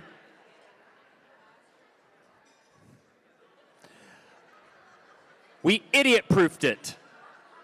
Because you've been drinking, and I want you to, waiters, keep the liquor coming. Okay, here we go. Shh. 2 quick rules with my auctions. Rule number 1, I want you to think of these items as a gift with purchase. You're not purchasing a week in Greece.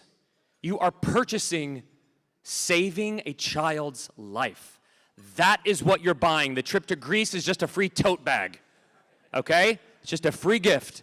Number 2, as an actor, I'm constantly rejected. If I ask you to come up $1,000, just say yes. Gift with purchase, just say yes. Okay? Great. So, to kick us off, because excitement and fun equals more money, who is bananas enough to throw down money for what is inside this mystery envelope? This could be 4 nights in Turks and Caicos or 11 minutes in outer space with Katy Perry. I don't know, Liz handed it to me, she's like, knocking this off. I was like, what, is this a Starbucks card? She said, shut up. I'll ask for $1,000 on this, $1,000. Who is in? Yes, $196, $1,000. Thank you, sir. What's your name? Bruce. Bruce, what do you do for work? Well, he's rich. Bruce is rich, so that's the end of that. All right, $2,000 for, yes, 311. Exciting. Who are you? I don't know. She works for the CIA. She works for the CIA, 311, $2,000, $3,000. $3,000 for what is inside the mystery. Oh, 227! You would think that you bought a better seat. You're all the way on the side. $3,000, number 227, for whatever is inside this package. You have no idea. You're taking a chance. This is Crane Stationery. $4,000. $4,000 for what is inside this envelope. This side of the room is sleepy, sleepy, sleepy. I'm going to give you a hint. Do y'all want a hint? Okay, here we go. The hint is it rhymes with 4 days, 3 nights in London and tickets to a West End musical. It rhymes with it. It rhymes with it. It rhymes with it. $4,000. $4,000. $4,000. Yes, 176. Wait, she has a disclaimer from legal. It's. But you'll pay $4,000. What's your name? Sarah. Sarah, what do you do for work? Sarah is so generous. She is going to pay $4,000 for the mystery envelope if she wins, and she wants to give it to the person, number 227, that is on the opposite side of the room to take the trip. That is the kind of generosity that this room brings. I'm selling it. I'm selling it for $4,000 unless someone wants to give me $5. Going once, going twice. I'm selling it to, show me your bid number again, 176, number 176. Wait. Okay. Wait, I totally lied about the London thing. Let's see what's in this. Hold on. Liz, this is so sticky.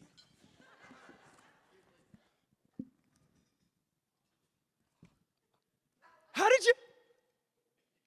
You have won. Well, I feel bad because it's you now. You have won an all-inclusive 5-night stay at the White Lotus, New Jersey.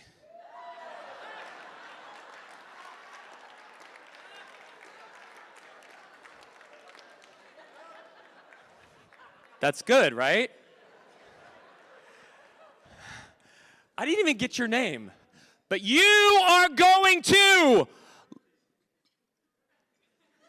London for 4 days, 3 nights at my favorite hotel, the Edition Hotel. We're going to send you to a West End musical of your choice, a dinner at Nobu or one of your favorite places. Congratulations, $4,000 for the Brady United team and all of the work that they do. Thank you, number 176. Okay, that was fun. The Edition. Hey, Patton says that is also his favorite hotel too, so congratulations. Well, no, my favorite is the, where do they do the tea? Westminster Abbey. Yes, Westminster, please.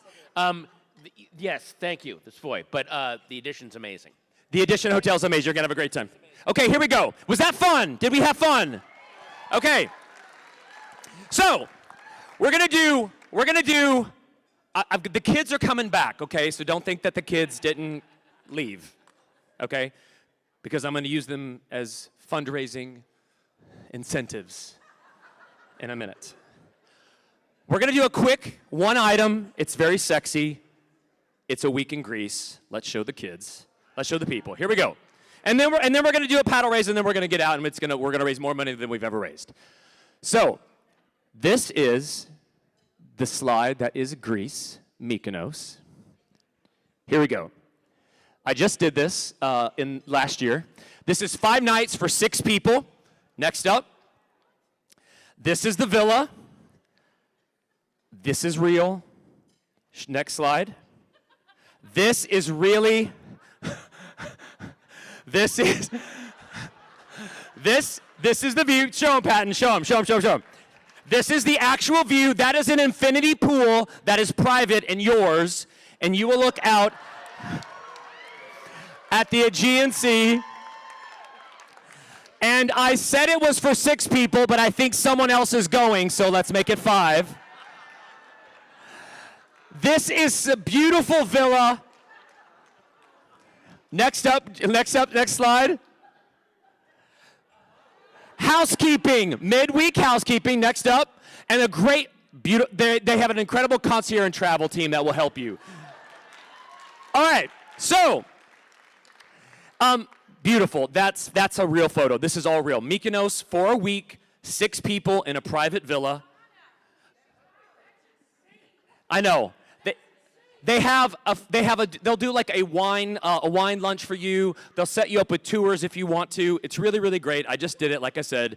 I'm gonna start, so here's the deal. I'm gonna start, if three couples went and you each paid $3,000, that's $9,000. So that's when I'm gonna start the bidding at. I'm gonna start at 9. Yeah, Patton says 9. So we're starting off at $9,000. $9,000 for a week in Mykonos villa. Yes, 196, $9,000. Thank you. Remember him? This is the man that's rich. Just to remind everybody. $10,000. $10,000. 10,000. Yes, 3, 4, 6. 10,000. I'm coming back. Hey, Million Moms. I'm coming to talk to y'all. Who are you? What's your name? Lisa. Lisa, what do you do for work? VP of Creative at NNE. I have to Google every word in that sentence. VP Creative at NNE? Okay, great. 3, 4, that sounds fancy. 3, 4, 6 for 10,000. 11,000. Oh, $11,000. Hi. Do you have a passport? Yes. What's your name? Jenna Klein. Jenna, what do you do for work? I work at Brady. You work at Brady, and this is insider trading. I feel bad about it. 353 for $11,000. 353. 12,000. $12,000. $12,000. Exactly. Come on, you all. How can you go to Greece for a week with 6 people for less than $25,000? $12,000. $12,000.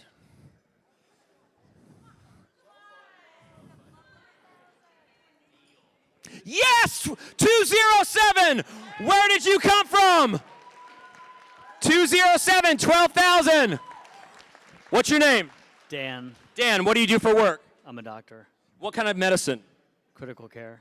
Oh, you are an incredible human. Thank you, in critical care. 207, $12,000 for Greece. Have you paid off your medical loans? Yes. Okay, you can afford it then. 207 for 12,000. 13,000. $13,000 for a week in Greece with 6 people. Look at the villa. Show me the more slides. An amazing food and wine. Go back to that one. Look at the pool. Come on. Hey, will you go back one slide, Robert? We are going to include an amazing food and wine experience for you in the trip. Do you see that? I'm asking for 13,000.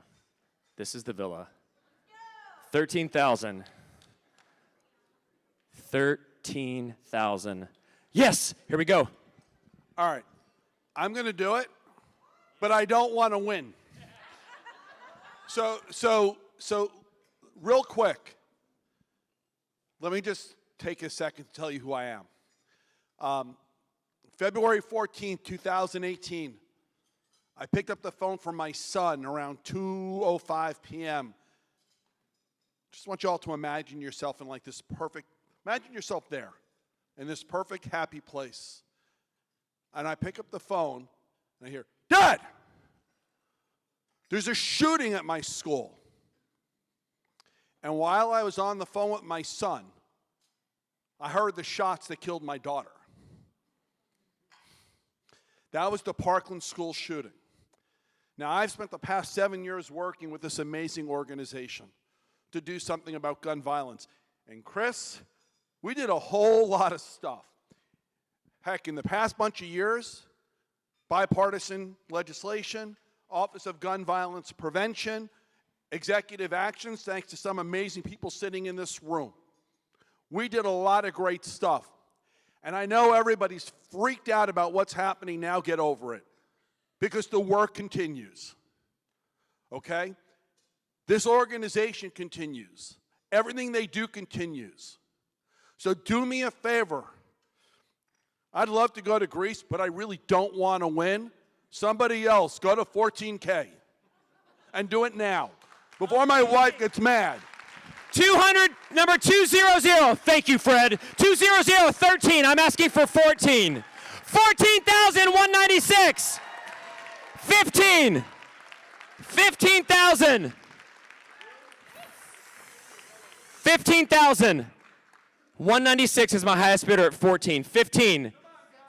$15,000 for a week in Greece, 6 people.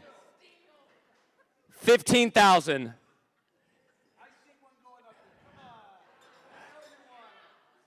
Hey, is there another person? Is there another person? I'm going to take a risk. Is there somebody else? My highest bidder is 14,000. Is there somebody else that was moved by Fred's speech and is on the fence and that would also do $14,000? Because I don't know if I can sell it 2 times, but I'm going to do it and say I'm sorry later. Is there somebody else that would do it also at 14,000? 14,000. Where was my 12? This was my 12. Then you were my 13. $14,000 for that person that was at 11,000 or 12,000 that was willing to win. Would you do it? 14,000. Yes, 272 in the back. Yes, yes. What is your name? Chris. Chris, who are you? Alan Bennett's former law partner. Yes, 272. 272. I am selling. I am going to sell Greece 2 times. Liz, I didn't even ask permission. I hope you can get 2 of them. 272 for 14,000. 196 for 14,000.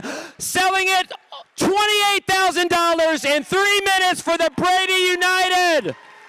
Amazing. Congratulations. You excited? Okay, that was fun. Fred, will you come with me on the road? Okay, here we go. So, that was fun. Great, enjoy Greece. And I think Patton, are you gonna go with, I think you should go with him. Okay, so real quickly, this is really fun.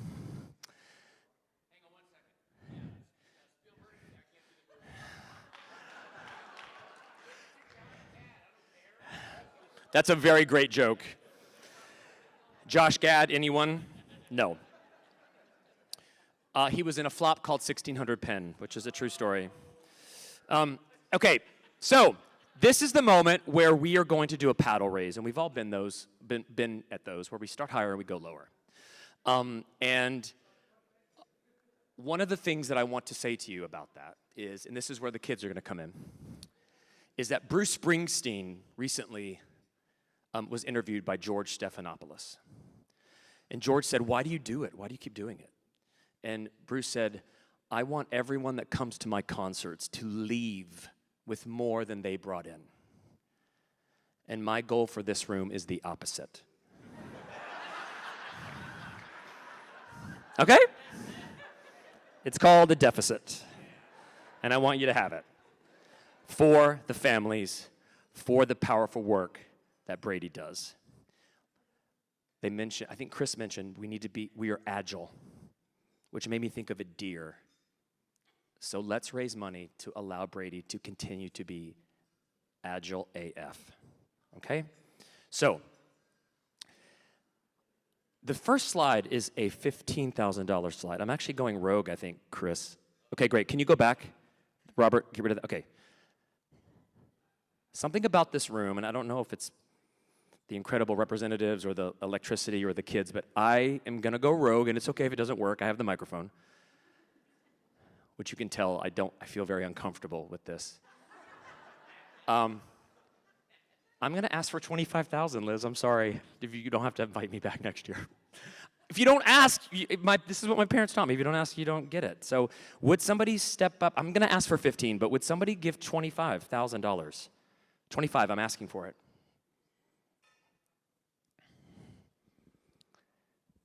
No trip, no free tote bag with this. It's just a free $25,000 donation.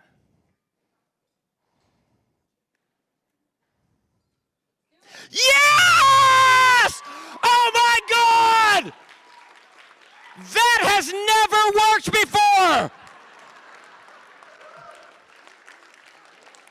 Standing ovation, please. Standing ovation. Incredible. She's like, don't talk to me. Number 265. 265 for $25,000. Can I talk to you? She says, don't talk to me. She said, stay away from me. Thank you so much for your $25,000 donation. Oh, yes! Yes! Charlie! Henry, get up here! Come up here! Charlie and Henry. You can't say no to children. Here. Come forward. How do you feel about that? That's crazy. Oh, that's right, you have one. Henry, come forward. $25,000, how do you feel? Flabbergasted. Okay, great. 15,000. Yes, 223. Yes, congratulations. Yes. Give me a high five. Yes, $15,000. 223. Who else? 15,000.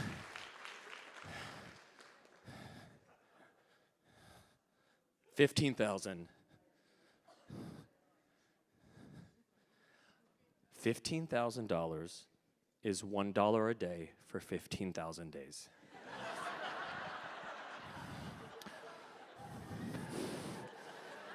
I mean, when you put it that way, I don't know why everyone's not giving 15,000. This woman's like, don't talk to me. Don't talk to me. 15,000 going once, and I'm off of it. 10,000. $10,000 for Brady. Yes, 328! 328! Yes! Give me a high five! Who are you? Priscilla Atkins. Priscilla, what do you do for work? Marketing consultant. Amazing. Thank you for your $10,000. 328, 10,000. Who else? 10,000. $10,000. Henry, feel free to get the microphone from your brother and take charge. You're going to be a senator in about 3 years. 10,000. Anyone else? Please.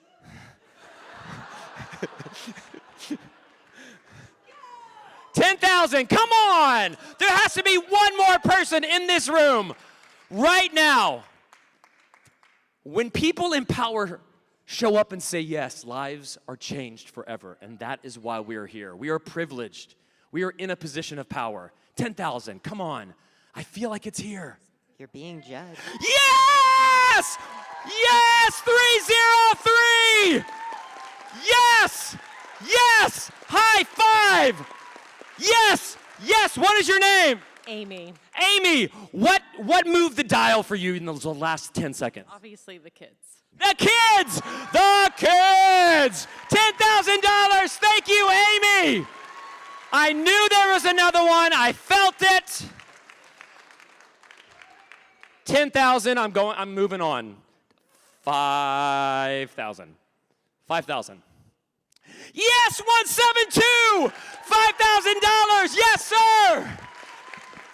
Give me a high five. Who are you? What's your name? My name is Bill. Bill, why'd you give? The kids. The kids. Yes, 172. Who else? 5,000. 5,000. 206. Yes. 206. Give me a high five. Give me a high five. Thank you for your 5,000. Yes. Who else? 5,000. Yes, 119. Thank you, sir. Thank you, sir, $5,000. 311 back in the game for $5,000. Thank you, 311. 238 right here. Thank you, sir. 238, 5,000. Sneaking behind me and raising your paddle. 218, $5,000. Thank you, sir. Thank you very much. 178. Thank you for your $5,000. Thank you, sir, for your 5,000. Yes, 178. Who else? Kevin. Who is that your name? Yes, 164. Thank you, sir. Yes. $5,000. Thank you, sir. I'll take it. What's your name? Bill. Bill. Bill for 5,000, everybody. Exactly. Who else? Yes, 323. 323. By the way, giving again? Is this your first time to raise your paddle? Oh, okay. Who are you? What's your name? Jen? Jen. Jen. Jen. She's like, I'm sorry, my name is boring. I hate it. I'm sorry. Yep. 323. 2 N's. That's why it's not boring. I was wrong. Jen, give me a high five. Thank you for your 5,000. 323. Who else? 5,000. Yes! 103. 5,000. Thank you, sir. I'm doing a sweep. High five sweep. Thank you. 103. 5,000. Who else? Who else? $5,000. This is a very good level. It's a very popular level. 5,000. I'm standing on a chair. 5,000. Hey, Million Moms. Do we remember the Million Moms and all the work that they did? You too? I am in their presence. I'm asking for 5,000. One more. If you were thinking that you were going to give at a 2,500 level, which is next, I want to change your mind right now. Think of the exponential giving that your extra $2,500 will mean in humanity. Right? Thank you. $5,000. There's one more. Oh, I got excited. 5,000. If your pockets aren't empty. Yes, 186. I knew it. I knew it. I knew it. I can feel it. Thank you, sir. What's your name? Jeff. Jeff, what do you do for work? Insurance. Insurance. State Farm is there, everyone. State Farm is there. 186 for $5,000. 186. Okay, I knew there was one more. I could feel it. I'm moving on. 2,500. 2,500. 180. 180. 108.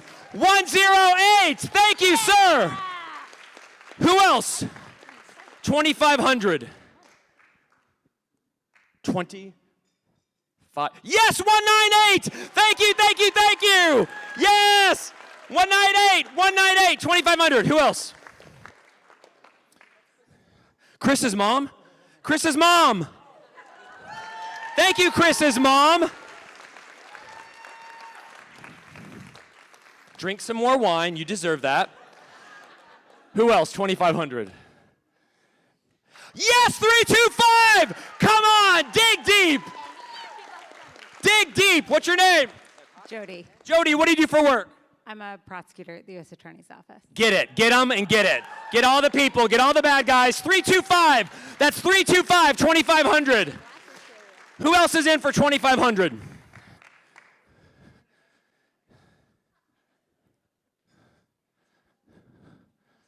I don't feel another one. Oh, you tricked me, Fred!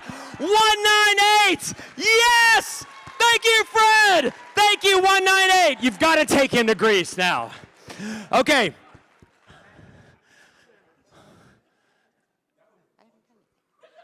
$1,000. $1,000. 169, 174, 142, 273, 176, 170, 169, 270, 279, 292, 370, 139, 131, 201, 110. This whole table. 110, 115, 111, 102, 215, 216. Back in the game, I see. 345, 326, 318, 306, 304.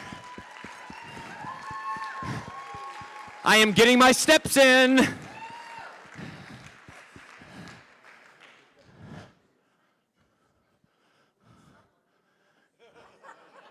Do you want to go to London? You want to go to London? How much should I sell for? 4,000? Can I sell it? I'm doubling London. 203 will go to London for $4,000. I didn't ask, I'm just telling you. You're a travel agent now. 203 for London times 2. Who are you? Kelly. Take me with you, Kelly. 203 London, $4,000. That matches my other London bidder. Okay. Are we having fun? We're almost done. We're almost done. And I can't wait to drink after. So 500 is the, are we done with 1,000? That was a really successful sweep. Well, I have another idea up my sleeve, which is what I was trying to take a temperature on. So I'm gonna ask for 500. Krista, what do you think about my, you want me to do it? Okay. I'm gonna go rogue. Only Krista knew about this. Sorry. The president is right here. Hey, Robert, do you remember like at 5:30 p.m. I sent you a slide for Mexico? Can you find that?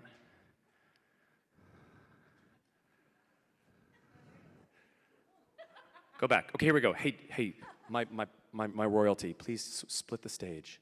Be the Patton Oswalt of this segment. Right? You know Vanna White? They're like, no, we don't. Right? That's just. Okay. Okay. So this is a unique thing. This is a real resort that I just got back from in Cabo. I was there for 3 nights because that's all I had time for. But this is a 5-night stay in one of the 5 cities: Riviera Maya, Nueva Vallarta, Puerto Peñasco, or Acapulco. The one I went to, I don't know why that's not up there, but oh, I know why, because there was a luxury thing that they sent me to. Anyway, I just did this. They have the same resort in all these 5 cities. 2 people, a 1-bedroom suite. Next up, this is fake. All of this is fake. These are actors, those are models, that's not a real bartender, but this is happening, all of the amenities, and I was there at the one that you can't go to. Next up, the amenities were so insane, and I couldn't do half of them in 3 days. Next up, all of this. Can you go back to that first slide? Because that's the last slide, Robert, right? Can you just go back to that first slide? So it's 5 nights. You get to pick which city, 2 people, 1-bedroom suite. If you would go on that trip by the way, this is a very luxurious property and very safe and fancy and all those things. If you would go for $1, I'm not kidding, because there's going to be a fun trick here. If you would go for $1, raise your paddle. I'm not kidding, $1. Okay. If you would go for, this is going to happen. If you would go for $500, keep your paddle up. $500 for 5 nights in a 1-bedroom suite. If you would go for $1,000, keep your paddle up. That's way too many people for my trick. Well, Krista, you were right. If you would go for $1,500, keep your paddle up. I lost some. If you would go for $2,000 for a week in a 1-bedroom suite in Mexico, keep your paddle up. Come on, guys.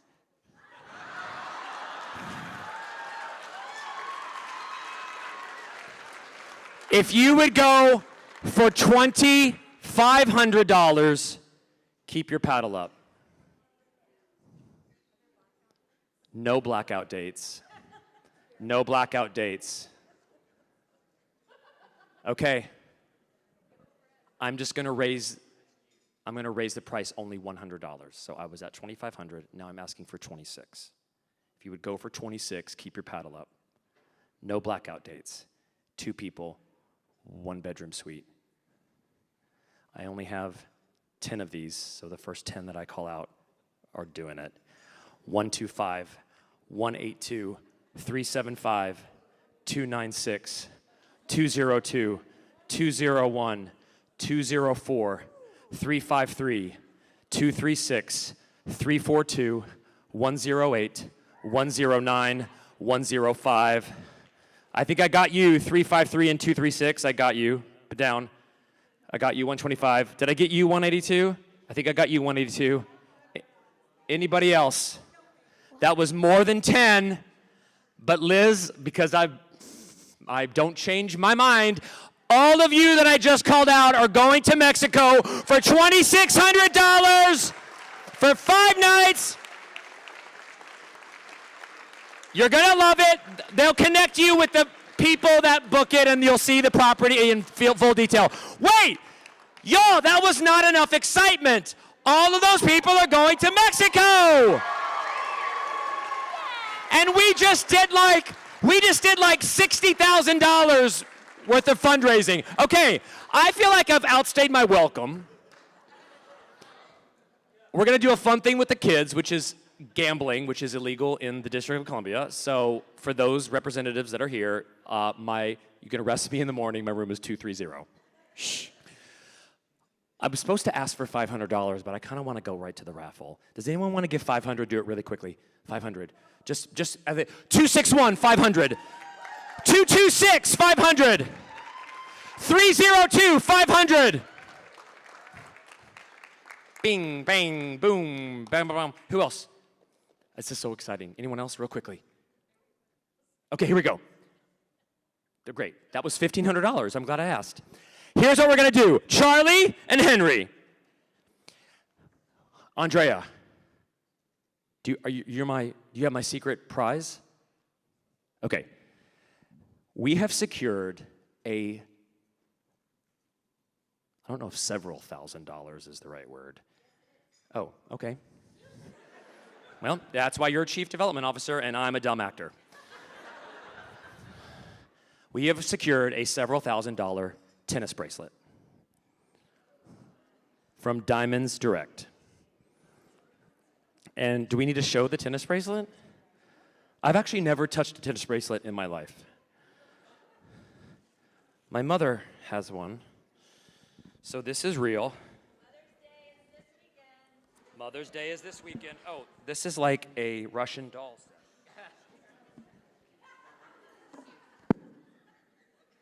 Oh my gosh, it's so pretty.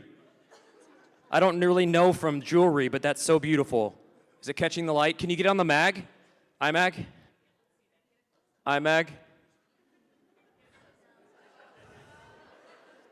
Does it read or no? Is it like white snow blindness? Okay. Well, take our word for it. Chris, what do you think? What do you think of it? It's stunning. Chris says it's stunning. And it's like lots of diamonds, like too many to count. Here's what we're gonna do. We're gonna do a raffle for this diamond bracelet. So in order to enter the raffle, you have to give us, the kids, your paddle. Kids, start now. Go around. Your paddle equals $100.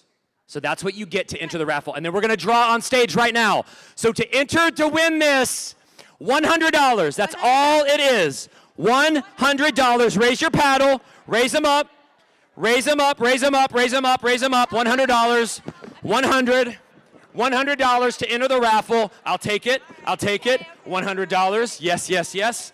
100, thank you, sir. Thank you, 100, yo, yes. Rick, Krista, this worked. Thank you, thank you. Thank you, thank you, thank you, thank you. Yes, Henry, Charlie. Henry, Charlie, get them, pressure them. Who's got the bag? Charlie's got the bag. Where's Charlie? Charlie, meet me on stage. Charlie, meet me on stage, thank you. Wait, this is another one. Yeah, Charlie, get on stage. Here we go, I got you, I'm here. Bam, bam, bam, bam, bam, bam, bam. $100, $100. Okay, we're doing a sweep. Henry, meet me on stage. Here we go. Charlie, put him in here. We have more. No, we have more. Henry, come on. Henry, come on. Andrea, it worked. Rick, it worked. Here's what we're gonna do. Let me, hold on. This is like when I would help my mom cook and she would be like, shake the chicken breast, shake the chicken breast. Yeah, I'm gonna go to the bottom, I am. Okay, here we go. I'm gonna go to the bottom and I'm gonna turn it upside down. Turn it upside down. Does everyone feel like this is fair? Do we feel like this is fair? Oh no, now you tell me. Please don't sue me. Okay. So, I know, but then how do I do it? Like, I feel like, Henry, since Charlie is younger, can Charlie pick? Since we can only pick one? Okay, no, Charlie, stay here. Henry, come back. Okay, what I want you to do is really like roam around so that you can find, and then when you feel like you felt the one that needs it, then you'll pick it, okay? Here we go. Take your time. Take your time.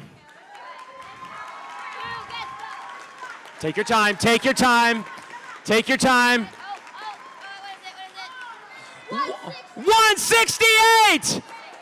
168 is Dan Rice! Dan Rice! Dan Rice! Dan Rice won a tennis bracelet! Wait. Are you Dan's wife?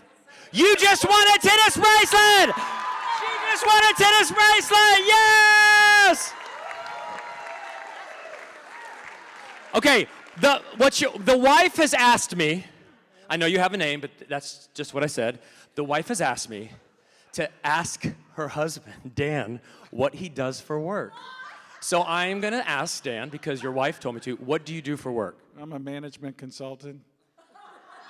That's why I didn't bid earlier. That feels like a lie a little bit. Is that correct? Betty was afraid you were going to ask, and it was so embarrassing, so. So you did not bid because you were afraid I was going to. What do you want to bid on retroactively? Oh, I don't know. She's gonna. You know, I'll sell you London for 4,000 if you want it. Yeah, thank you. Do you want to go to Greece for 14? No, thank you. Okay. Do you want to give 5,000? Okay, here we go. 2,500. They won the tennis race. They were several $1,000s. Congratulations. Okay. 168. Amazing. Wait. Hey, Dan. They want a photo. Andrea's going to tell you. They want a photo with you at the Step and Repeat before you leave tonight so we can send a Diamonds Direct. Are you okay with that?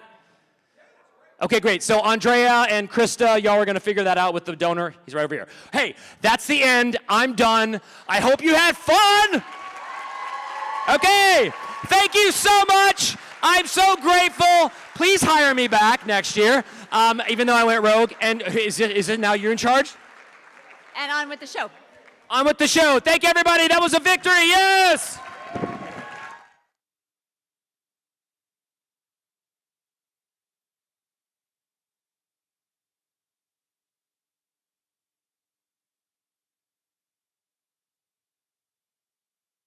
Please direct your attention to the screens.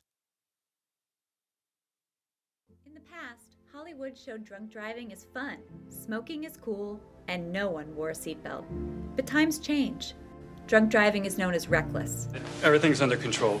Pete hasn't had a thing to drink all night. He's our designated driver. Oh, I'm glad to hear it. Smoking is a health risk. Okay, that's like the least fun game ever. And seatbelts are just common sense. Since Hollywood started modeling seatbelt safety, designated drivers, and joined efforts to curb smoking, seatbelt use is up to nearly 92%. There has been a 48% decline in drunk driving fatalities, and we have seen a 45% decline in smoking. Our perceptions of what is acceptable now need to change on another issue. Guns are the #1 killer of kids in America. 4.6 million kids live in homes with unsecured firearms. 8 kids a day are unintentionally killed or injured by an unsecured gun. 76% of school shooters under 18 use a gun from home. Just as the creative community has led the way to change perceptions on drunk driving, smoking, and seatbelts, we can lead the way again and reduce deaths from gun violence. Brady's Show Gun Safety campaign empowers the TV and film industry to model gun safety on screen with 3 core principles. Number 1, show responsible gun ownership, like safe storage. Number 2, limit scenes with children and guns. Number 3, have a pre-production conversation about how guns will be portrayed on screen. Just as the entertainment industry has led the way on many important social issues before, we can change our culture around firearms in America and help save lives. Learn more and join the effort at showgunsafety.org.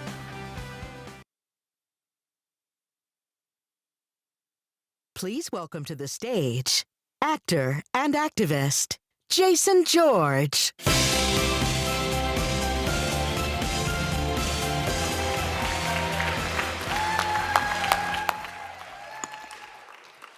I gotta follow kids and auctioneer and all this other ridiculousness. Your pockets are empty, but your hearts are full, right? Right? It's been a pretty good day. I'm honored to be here. I got to hang out with the moms this morning. That was a blessing. It was a beautiful day. I'm honored to be here for a number of reasons. I'm born and raised in Virginia.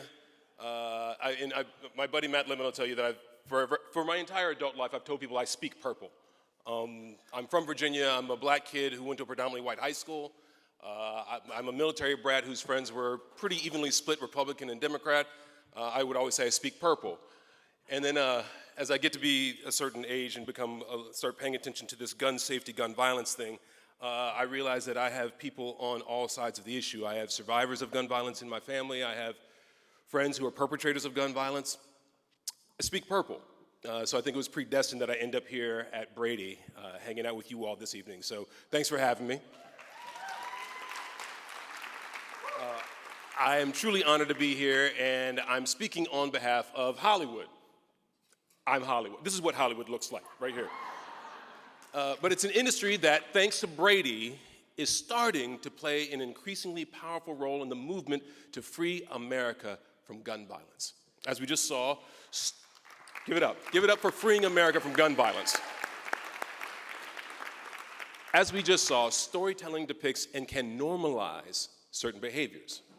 But as Patton said earlier, for too long, the wrong storytellers, the gun industry, you know who we're talking about, they control the narrative. Guns aren't sexy, they're lethal. A TV cop can't come home to a house full of children at the end of a long day and just toss his loaded gun on the kitchen table. In real life, that is an invitation for disaster. In the wake of the disasters at Uvalde and Buffalo 3 years ago, Brady made the decision to mobilize Hollywood to meet the moment and make our country safe for our children. In the 3 years since, Brady's Show Gun Safety campaign has trained over 1,000 writers, producers, and studio executives on how they can responsibly portray guns and safe firearm storage. About 150 million viewers. The moms know. The moms know. About 150 million viewers have watched the shows, including Grey's Anatomy and Station 19, that Brady has influenced. Now, the principles are simple. One, show characters locking their guns up safely and making them inaccessible to children. Two, have at least one conversation during pre-production regarding the way guns will be portrayed on screen. And three, and lastly, given that guns are now the leading cause of death in America's children, which as a dad I find appalling, limit scenes including children and guns. It's not hard. It's three simple things, and I am proud to be a part of this movement.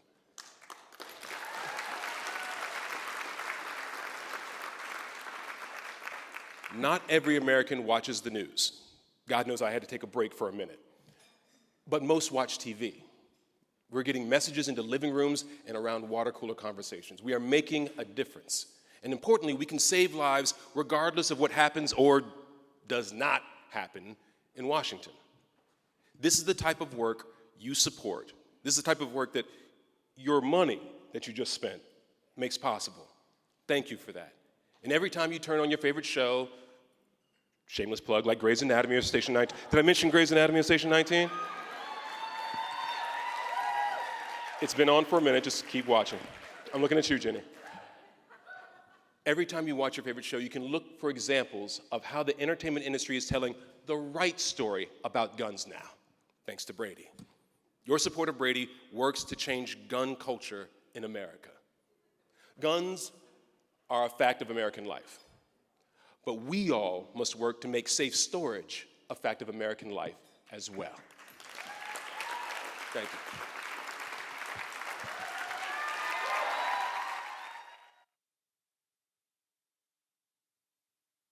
Please welcome to the stage Chief Programs and Policy Officer at Brady, Christian Heine.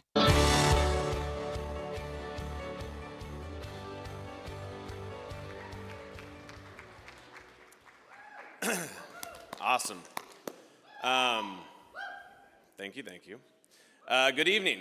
I'm Christian Heine, and I'm a part of Brady's executive team, as well as a gun violence survivor. From our founder to our namesakes to today, Brady is survivor-led. It's our legacy, it's our lineage, and it's our present. Brady is committed to working towards a future where no family or community experiences the tragedy of gun violence, the kind of tragedy that deeply impacted my own family.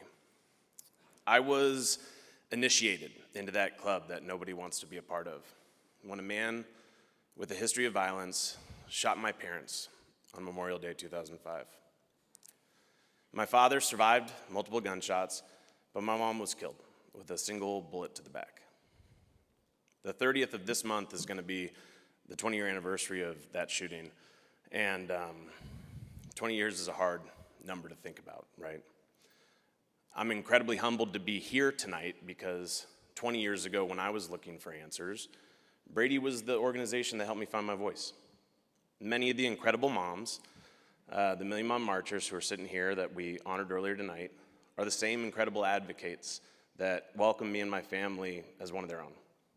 Brady taught me how to share my story, effectively support life-saving policies, and to use my voice to find a place in this movement, a movement that collectively shares what feels like at times an almost impossible goal: preventing gun violence in our country.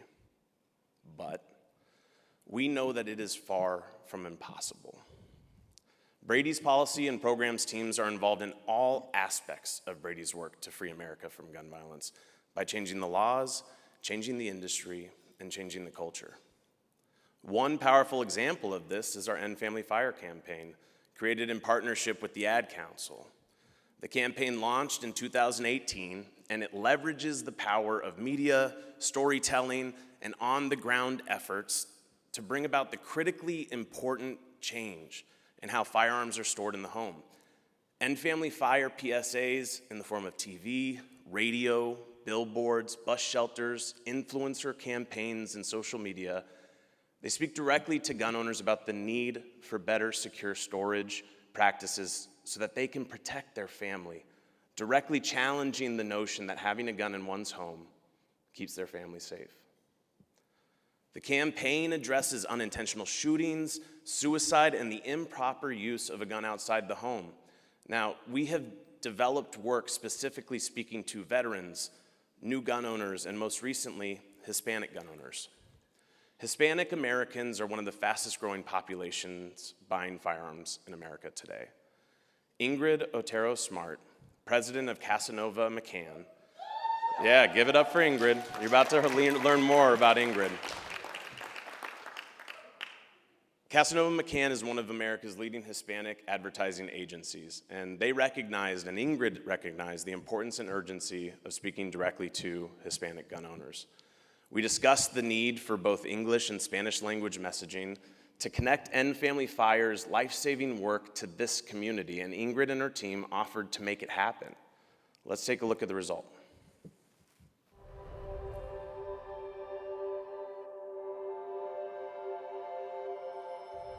Chris estaba lleno de vida y era el alma de cualquier fiesta. Chris se vistió y fue a la escuela cuando su compañero entró a la clase de arte con una escopeta. Disparó y mató a 8 estudiantes. Mi hijo seguiría vivo hoy si el padre, el dueño del arma, lo hubiese asegurado con llave.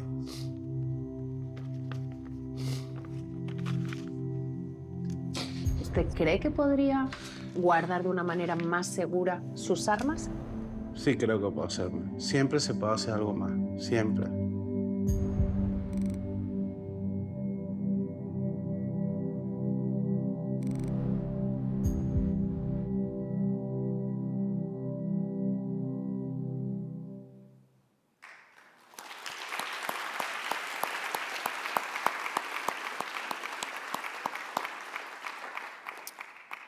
This ad and other campaigns are making a real difference. The most recent tracking study shows that 33% of gun owners who were exposed to this campaign sought out ways to safely store their firearms, and that's versus only 9% of individuals who didn't see this advertising. The End Family Fire campaign is truly saving lives. Taking action, not sides, is the essence of Brady, the desire and ability to put politics aside and focus on solutions. It's also the name of our final award this evening, and I can think of no one more deserving than Ingrid. From the initial research exploration to strategy and creative development, and even securing a pro bono production company to produce a full round of creative targeting Hispanic parents, Ingrid and the team at Casanova McCann made this dream a reality. And I want to give a quick shout out to another Million Mile Marcher, Dana, made this really possible through an incredible introduction. The Million Mile Marchers continue to provide and pay dividends with their incredible advocacy, so really thank you, Dana. Ladies and gentlemen, please join me in welcoming tonight's Take Action, Not Sides honoree, Ingrid Otero Smart.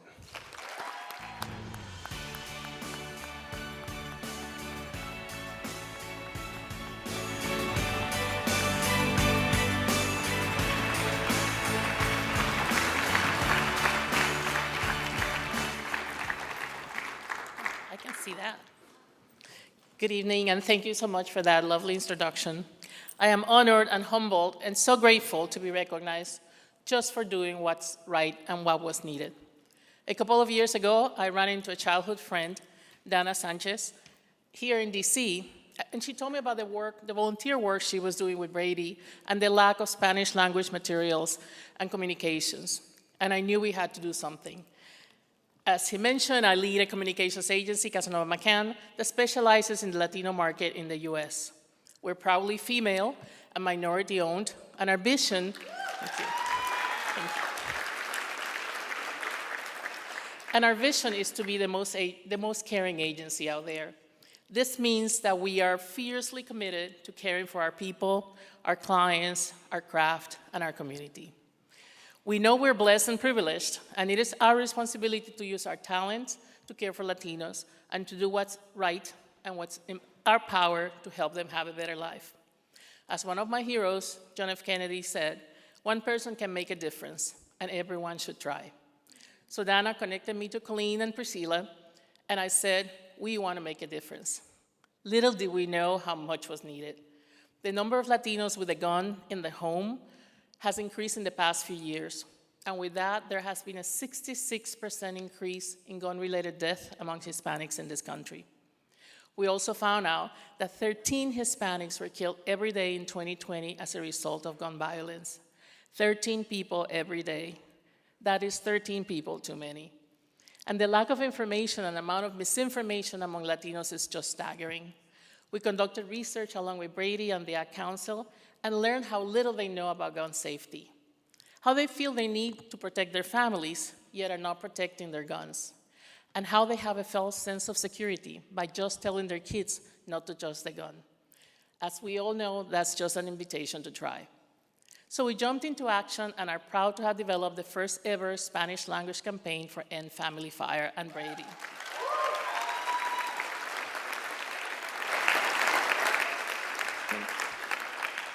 Every day I get to work with cool brands and great clients, but it is a chance of a lifetime to work on a meaningful effort such as this. I pray that our work makes a difference, and we remain committed to Brady and this cause, so one day we can finally say there were no Hispanic deaths from gunfire today. Thank you. And I can't finish without sharing this award with our amazing team, Francesca Flores, Jose Arias, Michelle Bergoso, Marlene Venero, Angie Portillo, and Ada Vasquez, and our very brave and tireless clients at Brady. So thanks again and good night.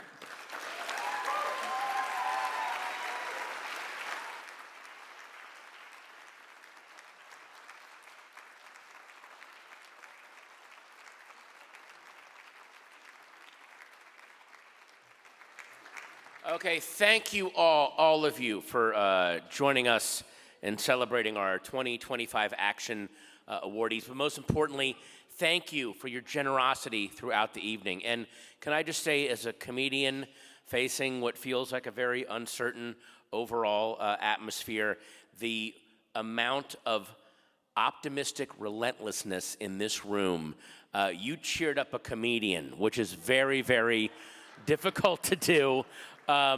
So thank you. And as Brady President Chris Brown mentioned earlier, you are the fuel, all of you, to Brady's fire. And it's not too late to make a commitment this evening so Brady can make our country the safer place we deserve. Please pick up the tablet at your table, scan the QR code, join the fight. Do it for your loved ones. Do it for all of those who were told or someone they knew that they were in the wrong place at the wrong time. We all of us, deserve better. And with your help, Brady will make it happen. Please visit bradyunited.org for additional information and follow Brady on Blue Sky, Instagram, and more. And stay up to date with developments in the movement to end gun violence in our country. Have your IDs out for the ICE agents waiting outside. And thank you guys so much. Good night.